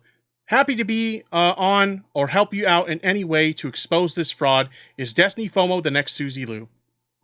Sharing another one of his videos with a big YouTuber in hopes that they'll talk about it. But he's definitely not a clout chaser, right? Here we have Some Ordinary Gamers. Mudahar. I love Mudahar. I'm a big fan. Here we have Mudahar talking about the inappropriate ads that YouTube has been running. I made a video on this garbage the other day. Destiny FOMO, scandalous OnlyFans ads, filling YouTube feeds. But he's not a clout chaser, right, guys? He's not a clout chaser. He doesn't try to get big YouTubers to bring attention to his stories or anything. No, he's never done that because Smash JT is not a clout chaser. He's never been a clout chaser. Never. Here's another example. Unfortunately, Quartering deleted some of these tweets here. But here we have him sharing another one of his videos. Barnacules Nerdgasm openly admits to encouraging false strikes. Smash JT sharing another, and you don't believe me that it's to the Quartering? It's to the Quartering. Look, Quartering's in there. Smash JT sending another video to the Quartering. Here's another example. The Quartering doing a video on, I remember I covered this situation where Ircha Gaming was one of the victims of the hacking attacks on YouTube where people were stealing people's YouTube channels. And here's Smash JT in the replies. Thank you for the bits. I appreciate it. Here's Smash JT in the replies. Hey, Jeremy. Thank you for making this video, drawing some much needed attention to this situation for Irene and so many others who are facing it lately. Here's more details on Johnny Fox and the phishing scam going around, so hopefully others don't fall victim as well. And again, it's a link to one of his videos. He's sharing another one of his videos with a big YouTuber and hopes they'll talk about it. Even got another example. This time, Rich from Review Tech USA. Nintendo Switch Mini is going to happen. Here's why. Thanks for the shout out, Rich. Didn't see it linked in your description, but if anyone's interested in seeing what you were referencing here, it is. And it's his video. The Nintendo Switch Mini console is officially happening soon, and here's why. Now, you want to know what happens when he tries to leech clout off of big YouTubers and he tries to send them, tries to encourage them to talk about his videos? You want to know what happens when those YouTubers don't do that? You've kind of already seen a glimpse of it with what happened to me. I didn't talk about this Destiny FOMO thing, so suddenly I'm a simp who cheats on my wife and wants Suzy Lou to kill herself and all these ridiculous claims, right? This is what happens if you don't give him the attention and the clout that he wants. But it hasn't just happened to me. Oh, no. I'm not the first person he's done this to. Don't believe me? Check this shit out. This is a double whammy. Not only is he criticizing YouTubers that won't signal boost his shit, but he's also still trying to leech clout off of other YouTubers. Let's take a look. My thoughts on the Quartering and Review Tech USA refusing to cover the Barnacle story. He's shitting on the Quartering and Rich from Review Tech USA because they wouldn't cover a story that he wanted them to cover. And in the process, he CCs some other YouTube channels, his buddy Overthink Gaming, whatever, they're friends. That's to be expected. But he also CCs Keemstar and Philly D. He actually thinks that he can leech clout off of Keemstar and Philly D. I don't even have a reputation big enough to get their attention. Although I will say this, some of my footage from one of my videos has been in a Philly D video. Humble brag. But yeah, he's trying to leech clout off of Keemstar and Philly D while simultaneously calling out the Quartering and Rich from Review Tech USA for not covering a story he wanted them to cover. But Smash JT's not a clout chaser. Right, guys? Alright. We're still not done yet either. Thank you for the bits, Gaming Otter. I appreciate it. We're still not done. We've been at this for almost 2 hours already, and we still have more to talk about. Clout Chaser. This is a funny one. I just wanted to show this one because it's funny, because Smash likes to make the same arguments about everyone. Earlier this year, he was in a beef with 8-Bit Eric, and I want Top Loaded Gaming to correct me if I get this wrong, but I'm going to summarize it a little bit. Long story short, 8-Bit Eric had been caught using alternate accounts in the past to troll his trolls. Should he have done that? No, absolutely not. I've even had private conversations with him like, bro, you shouldn't have done that. That's really stupid. And he got mad at me about it at the time, but later on, he admitted to it, and he apologized to me. It is what it is. Water under the bridge. And he's publicly admitted to it. Okay. But because he had a history of using alt accounts in the past to shit on people, there was an alternate account floating around, I believe it was Twitter, that was talking shit to Smash JT. And Smash JT was adamant that it was Eric. Okay. Now, the funny thing about this is this alternate account was talking shit to Smash JT while 8-Bit Eric was live streaming on Twitch, and I think his YouTube channel as well. I think he was streaming to both. He was live streaming. That's the point here. And he's playing Battletoads. And there's a part where he's actually, like, you know, playing the Turbo Tunnel. If you know anything about Battletoads, that's a really hard part of the game. You really need to focus. And, you know, Smash is making these ridiculous arguments about how, you know, 8-Bit Eric is simultaneously harassing him on Twitter using this alt account while playing the Turbo Tunnel on Battletoads on a live stream where everybody can see what he's doing, right? But that's not the point that I want to get to. I mean, we'll highlight that point a little bit later because it's really funny. So there's no way I'm not going to talk about that because it's just fucking hilarious, right? But there's a common thing that when he drags people into drama or tries to make and manufacture drama about people, there's a common thing he likes to say to these people about the drama. Listen to this interview or this debate that he did with 8-Bit Eric. Why do you keep injecting yourself into the drama if you don't want any piece of the drama? Did you hear what he said right there? Did you hear what he said right there? Let me go ahead and play that again. Why do you keep injecting yourself into the drama if you don't want any piece of the drama? He asked 8-Bit Eric, why do you keep injecting yourself into the drama? Now, if you watch the interview that I did with Trevor, or the debate that I did with him, this is what he said on that debate. Tipster, why do you feel the need to be injected into Augie's stream? Which, by the way... I mean, is that just like a defense mechanism for him? Where when he realizes he's cornered and he's caught in his bullshit, that he's just going to accuse people of trying to inject themselves into shit? When, keep in mind, he's the one that's pulling people into this shit. He's the one that's making shit up about these people, and he's dragging them in. But he always says the same fucking thing. Why are you injecting yourself into the drama? It's like his playbook. He's just reading from a script and saying the exact same fucking thing every time. The exact same argument. Let's listen to it again. Tipster, why do you feel the need to be injected into Augie's stream? Which, by... Let's listen to it with Eric.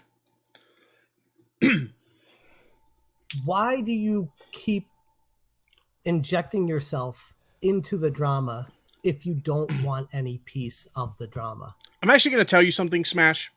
You're actually really smart. You're really fucking smart that you didn't accept my debate invite because your debating skills are dog shit. When you have to resort to the same playbook and make the same arguments as, like, you know, makeshift gotchas, why do you insert yourself into this stuff? And keep in mind, during my debate with him on Trevor's show, he kept repeating this point, and he felt like if he kept repeating it, then suddenly people were going to believe it, which no, they saw right through the bullshit. Dude, stop using the same playbook and stay away from debates because you're really shit at them. I just wanted to show that point because it was kind of funny.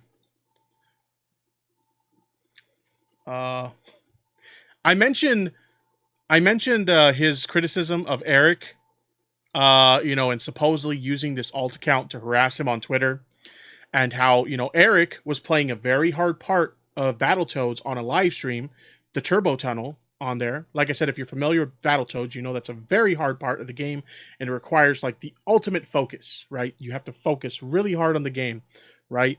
But Smash JT is insisting that, oh no, that was a cover. That's the excuse that Eric's using, to say that he didn't, harass me on Twitter, right? He didn't harass me because he was too busy playing the Turbo Tunnel on Battletoads. He wasn't harassing me using an alt account, right? The mental gymnastics that this dude has to play in order to convince himself and try to convince everybody else in the audience, thank you for the bits, I appreciate it. The mental gymnastics he has to play to try and convince people that what he's saying is true is ridiculous. Listen to what this motherfucker says to try and convince people that 8-Bit Eric, while on a live stream playing video games, how he tries to convince people that 8-Bit Eric was harassing him on Twitter using an alt account while streaming games. Listen. I was watching Eric. It wasn't necessarily on his phone. No, notice he kept saying, I picked up my phone for this and for this, but outside of that, I wasn't on my phone. True. But you were also leaning forward. Your eyes were like this, and you were doing this. And then you were doing this. You're doing this. You had your computer right next to you. So you had Twitter up on your computer. Now, with that in mind, I was like, okay, so he's not always using his phone. Maybe sometimes he is, but let's see what's going on here. And I would write some random tweet to David Webb. That's the alt account. To see what happened when Eric responded. And without fail, I would see Eric's eyes go like this.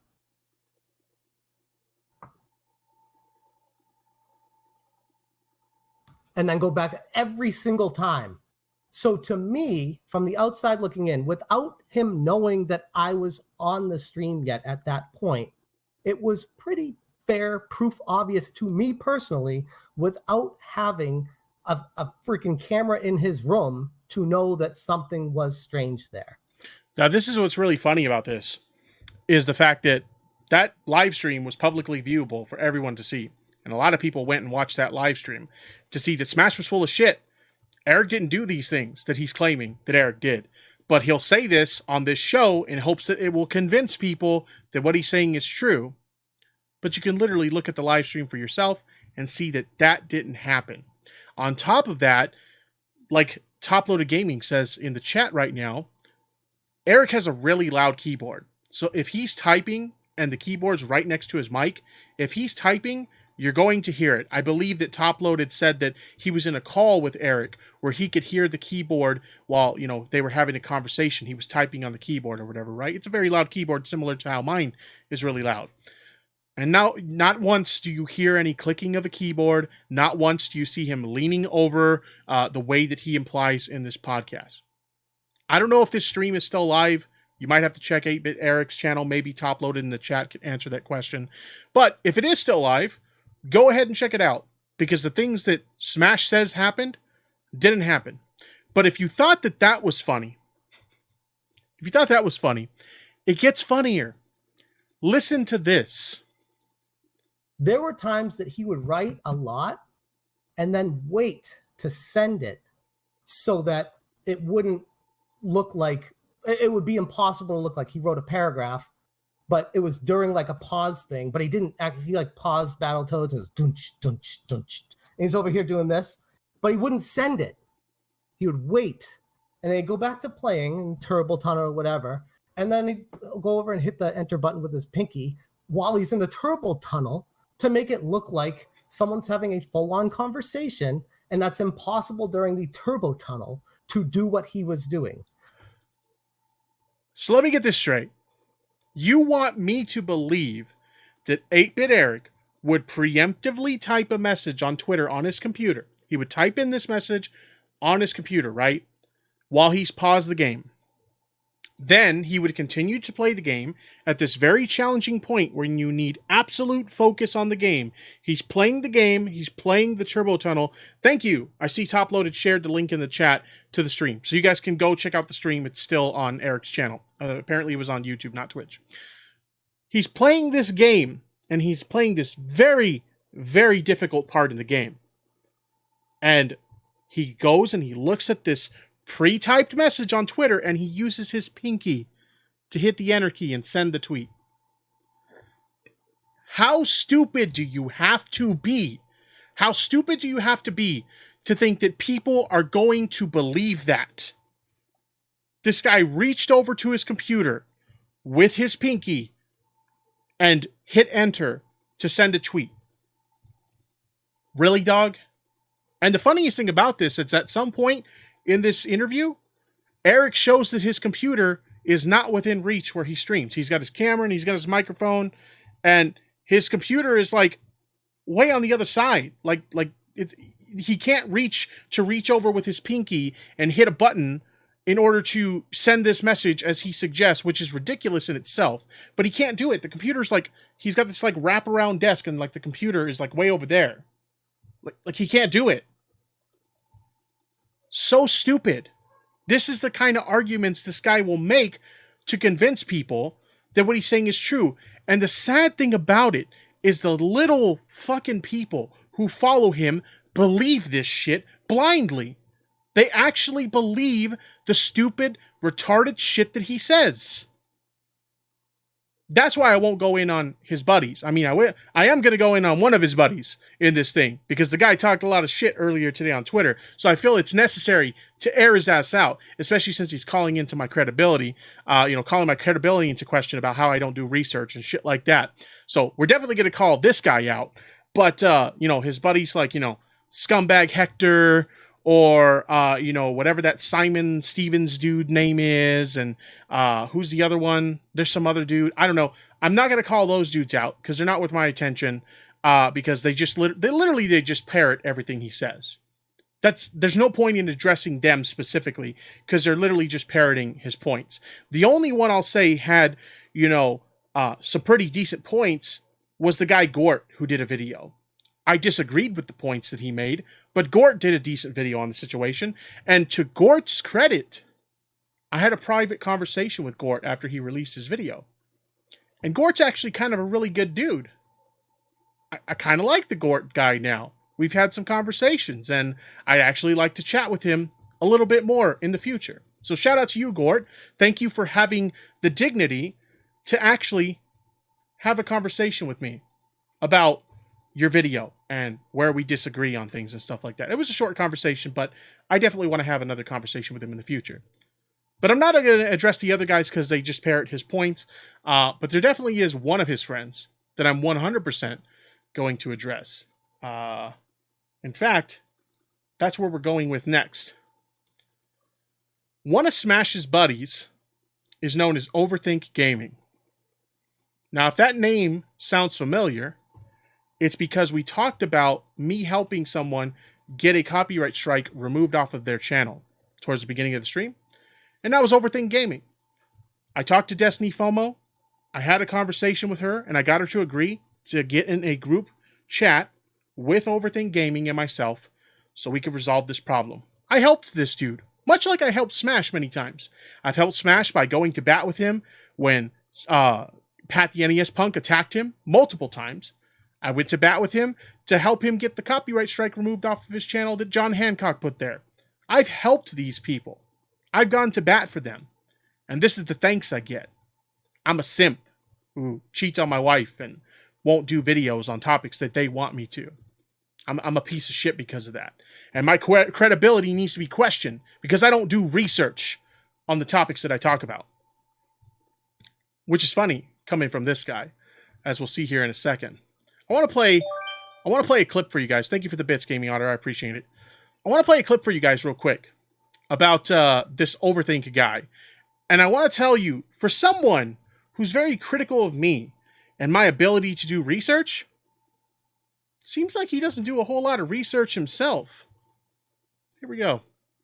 Right here in this break is where I think Destiny FOMO ended up throwing the threat. You can tell right away because not only does Trust Chill mention it, you can see right afterwards Destiny actually acknowledges it. Pay close attention.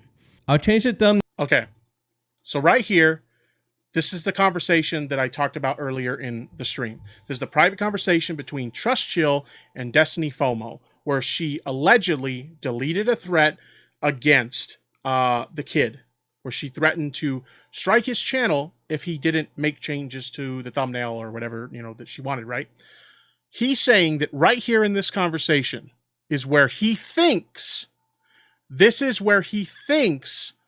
she deleted the message that she allegedly deleted. And I actually have the original screenshot from the kid right here. This is where he's saying that he thinks, in between these two messages, this is where he says he thinks the messages got deleted. Okay, fair enough. That's a fair enough point. He thinks the message got deleted right here. Well, if Overthink had done his due diligence, he would have had the same conversation that Trevor had with the kid. Because this is what the kid said to Trevor. Trevor said, he said to Trevor that this is where the message was deleted. Wait a minute. He didn't do research. He couldn't reach out to the fucking kid and ask the kid where the message got deleted. He would rather just talk about it in his fucking video and just assume where the message got deleted. You're telling me this kid provided you with these screenshots and you had this conversation with this kid and you couldn't even take 2 fucking seconds to ask the kid, hey dog, where did she delete the message? You're just going to assume, oh, I think it happened right here. But the kid's telling Trevor it happened right here. You couldn't ask a kid, you couldn't take 2 seconds out of your fucking life to ask the kid, where did she supposedly delete this message? You would rather communicate to your audience and assume that, oh, it was deleted right here. This is where I think it was deleted. Ask the kid, you idiot. Ask the kid where it got deleted. And here's another thing. If she really did delete this message, and I think I commented on this earlier, here's the rest of the conversation. Why, at no point in this conversation, does the kid call her on it? Don't you think that if you're having a conversation with someone and they said something really fucked up, but then they deleted it to try and cover their tracks, don't you think you would call them on it? Thank you for the bits, Gear Vlogs, I appreciate it. Don't you think you would call them on it? Hey, why'd you delete that message? You're not going to call them out on it? Not once in the rest of the conversation. Even if we go by the point that he says, after, this point right here, even if we go by the point that he says, nowhere does the kid challenge her on the deleted messages. Now you guys know why I won't cover this story. Because no one can keep their story straight. People are spreading stupid information. They can't even ask a kid a fucking question to get the story right. So you expect me to have this story sent to me and me look into it and have all this bullshit information going around, and you expect me to run this story with all this bullshit information floating around? You expect me to risk my credibility and my integrity to run this bullshit fucking story on my platform? I'm sorry. I have a lot of respect for my integrity and my audience. I like to communicate accurate information to my audience. Now, sometimes I'm a human being, I make mistakes, and sometimes we get the story wrong, but I instantly retract those statements and I make corrections when we get stories wrong. But I am never going to run a story like this that has so many fucking holes in it. Why would I risk my credibility to run this bullshit fucking story? And again, I will say it again here, make it crystal fucking clear. Is it possible that Destiny FOMO is lying to me and she actually deleted a message in this thread? Yes, it's 100% possible. She absolutely could be lying to me. But I have no way to prove that. I find it odd that at no point in the conversation does the kid challenge her for supposedly deleting this message. And I have a situation where the kid is saying a message is deleted here, but someone reporting the facts says that it was deleted here. What kind of person who holds their credibility in the highest regard would run this story? No one. No one. And to make matters worse, his big criticism about me, the big hypocrisy, right, is that I will cover Susie Liu, but I won't cover Destiny FOMO. Their stories are so similar. Thank you for the bits. Their stories are so similar. Why will I talk about Susie Liu, but I won't cover Destiny FOMO? But we've already established right at the start of the stream, there's so many different things between Susie Liu and Destiny FOMO. Like, Susie Liu has a lot of moving parts in this story. History of harassing people, history of abusing copyright strikes, history of stealing content. Her current content doesn't fall under fair use. She has a history of false flagging people. She has a history of spreading lies about people. There are so many things about the Susie Liu story that comparing Susie Liu to Destiny FOMO, like, it just doesn't add up. So why are they comparing her to Susie Liu? Probably because they don't know what the fuck they're talking about. They don't even know what the Susie Liu story was about. Don't believe me? Check this out. One in the chat, I want to know, one in the chat if you guys know what the Susie Liu story was about. I want ones in the chat if you know what the Susie Liu story was about. I want to see it. I have to see it before I begin. I'm seeing the ones come in. Do you think that Overthink Gaming here knows what the Susie Liu story was about? Because no, he doesn't. Let me prove that to you. Check this out. This is what Overthink Gaming, this guy who has so much credibility and is questioning my credibility. Thank you for the bits. This guy who is questioning my credibility because I'm so shit at doing my job. This is what Overthink Gaming thinks the Susie Liu story was about. It's very similar to the Susie Liu situation as far as, you know, thumbnails and all that and these threads. I just don't see. What? When the fuck, at any point in time, was the Susie Liu story about thumbnails and threats? He says it's just like the Susie Liu situation. Let's listen to that again. Let's hear it one more time because it's so fucking retarded. I can't believe what I'm listening to. It's very similar to the Susie Liu situation as far as, you know, thumbnails and all that and these threads. When was the Susie Liu story ever about fucking thumbnails? You want to criticize me about how I supposedly don't know how to do my research, and you can't even look into what the fuck the Susie Liu story was about?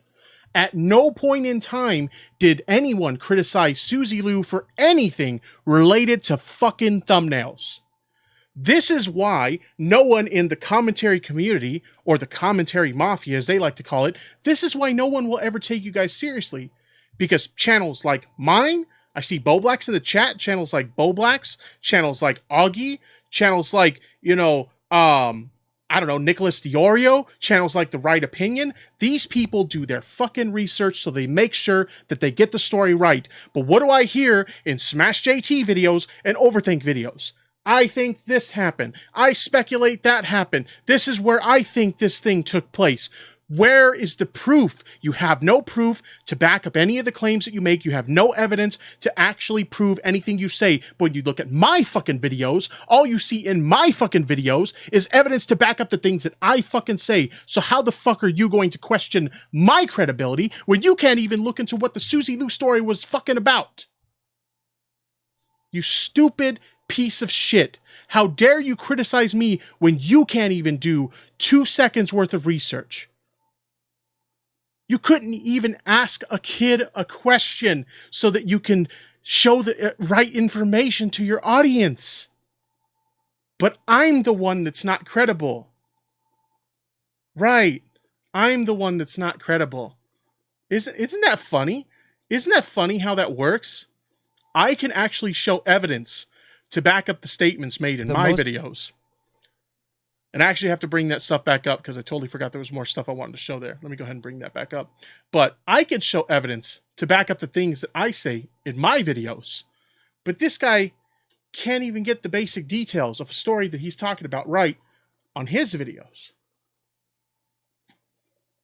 So fucking stupid. Now, what else did I want to talk about here? I actually called him out about this on Twitter. I actually did a Twitter video basically exposing the same thing that I just told you guys right now. And this was his answers. This is why no one will ever take these guys seriously as commentators. I 100% believe that if these guys ever got any traction on their channels and they actually blew the fuck up, that they would end up like I'm Alex and other commentators would be criticizing them for making false allegations against people. They're already doing it now, so what's to say they wouldn't do it even more when they grow? Right? So, I called him out on this and he says, "Did you listen to the video? That's where I thought it was." He's referring to where he thought the message was deleted. "I never claimed it to be fact. Don't get off the main point. The threat was erased. Don't act like you are full of facts when days later you spectated." I think he meant speculated. Learn to type, buddy. "LOL. Get out of here, bro." To which I responded, wait. Y'all want to talk shit about me not spitting facts, but you would rather think where the message was deleted and not ask the kid? Nah, fam, that's bad form on you. The conversation continues. "Just saw the Susie Lou part on thumbnails. You are the dedicated Susie Lou channel. I thought she was trying to claim her face in a thumbnail was copyrighted sometime. Didn't you or someone mention that? Maybe I was wrong. Lol, you are the Susie Lou expert. I take your word." So if you take my word, then why didn't you get the information right?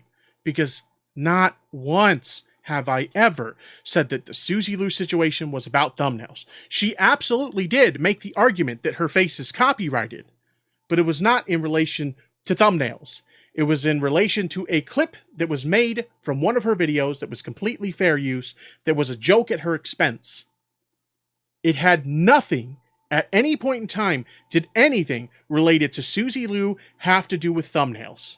You can't just brush this off. You can't criticize me for not doing research. And by the way, do you want to know the example they're using about me speculating on things?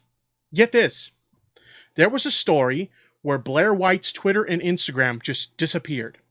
And no one knew why. I had a couple people send me the story, and I'm like, that's kind of weird, right? I tried to look around, tried to find out why the Instagram and the Twitter disappeared. At the time, we didn't have any answers. No one knew why her shit disappeared. I reported the story and I said, hey, maybe she was hacked. Maybe she deactivated the accounts. You know, these are things that we can speculate based on the little bit of information we have now. I reported the stuff we did know, and I told my audience, here's why this might be happening. Okay? Then, when we got the answers, I did an update video telling everybody exactly what happened. No, she didn't get hacked, guys. She deactivated her accounts because fans were being harassed because they follow her. That's the gotcha moment they have. Oh, Tipster says he doesn't report speculation in his videos, but in this video, he speculated that, Blair White may have been hacked. No. The audience is obviously going to know, Tipster, why did this happen? And I said, we don't know why this happened, but here's a couple reasons why it could have happened. And as soon as we got the answers, I did a follow-up video reporting why it happened. That's their big gotcha moment. Oh God, Tipster says he never reports on speculation, but he speculated in this video. Oh, shame on Tipster. How dare you speculate? Oh. Anyway. No, I literally never said that, and neither did someone else. Y'all shitting on me for getting facts straight. Thank you for the bits. Y'all shitting on me for getting facts straight, and y'all don't even know what the Suzy Lou drama was about. Was that over a thumbnail at Bully Bullies? I already told him it wasn't about a thumbnail. I already told him. And he still wants to push this thing. Well, wasn't Suzy Lou related to thumbnails? No, nothing about Suzy Lou was ever about a thumbnail. Please do your research. Suzy Lou doesn't interest me the way she does you, making a Suzy Lou dedicated channel. Out of all people, I believe you, man. So you're going to make statements. First of all, you're going to criticize me for not sharing accurate information with my audience in my videos. And you are going to comment on the Suzy Lou situation and how it's similar to the Destiny FOMO situation, but when you do so, you're going to spread misinformation in the process. That is the definition, like point blank, of hypocrisy. You're going to criticize me for supposedly spreading misinformation in my videos, while you literally do it in this video. Twice. You say that you think that a message was deleted in this section, while the kid's saying it's in a completely different section, and then you're going to say that Suzy Lou, the drama, was about thumbnails. No, I'm sorry, it wasn't. And this is really odd, coming from the person The most I could get who had this conversation on his podcast with Trevor, talking about people spreading misinformation, being so quick to jump on a story that they spread misinformation. Listen to this. the most I could get him to do was wait like 2 hours, and then he fucking put the video out anyway, you know? And to me, it just spoke volumes of that community between Rick and that guy.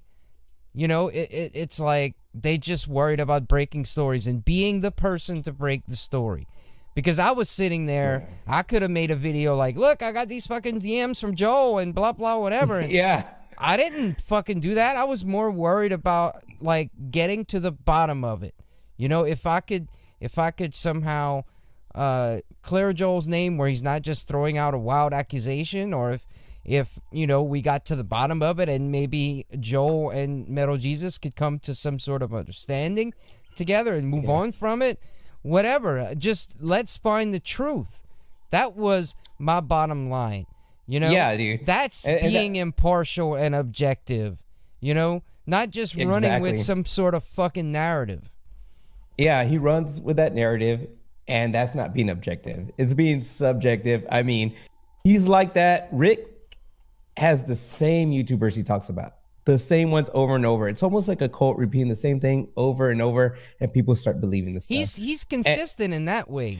Yeah, he's consistent for sure. Talking about Metal Jesus, John Hancock, you know, the same YouTubers, and them two the most. And it just, when it came down to it, he that was not the time to release that info. That info had nothing. It had nothing, but he runs with it to this day and talks about the $3,000. Oh yeah, like, because didn't you hear Canadian Gamer?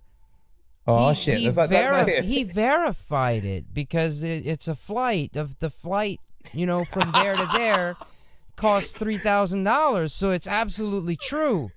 So we're just it's like, absolutely true in Canadian Gamer. And Joel the Last Gamer was an inside job. You know what? And that's why Canadian Gamer, if you're listening, why in my video I said you guys don't put a lot of thought into your videos. So you're going to criticize other people for not putting a lot of thought into their videos, but you can't even take 2 seconds to ask a kid a question to make sure you're conveying the accurate information to your audience. And you can't take a few minutes to look into the Susie Lou situation and see what it's actually about. You would rather make an assumption about where this alleged deleted DM happened when the kid is saying it happened somewhere completely different in the conversation. And you would also make claims about Susie Lou that aren't true. But my credibility is the credibility that's in question. Right. Right. You see what I'm talking about with these guys? This is why they will never be considered serious commentators in the community. They can't even do a lick of research. Not even a little bit of research. This is where I wrap it up. I think I've pretty much addressed anything I wanted to address. There's no point in addressing the scumbag Hector guy. There's no point in addressing the Simon Stevens guy. There's not even any point in addressing the Big Stacks dude because they're all just parroting what Smash JT says. So I've literally already addressed what they've said about me, other than like stupid things about like, oh, you know, your ego showing because you made a joke about getting a new car from Susie Lou money. Oh, how dare Tipster make a joke? Oh man, I'm such a horrible person because I made a joke. But in any case, I think I've said pretty much everything I had to say. Smash, Overthink, and all of your little buddies that kind of have this little... He likes to talk about how we have an echo chamber. Sure seems like an echo chamber over there because you guys are literally just repeating everybody's points.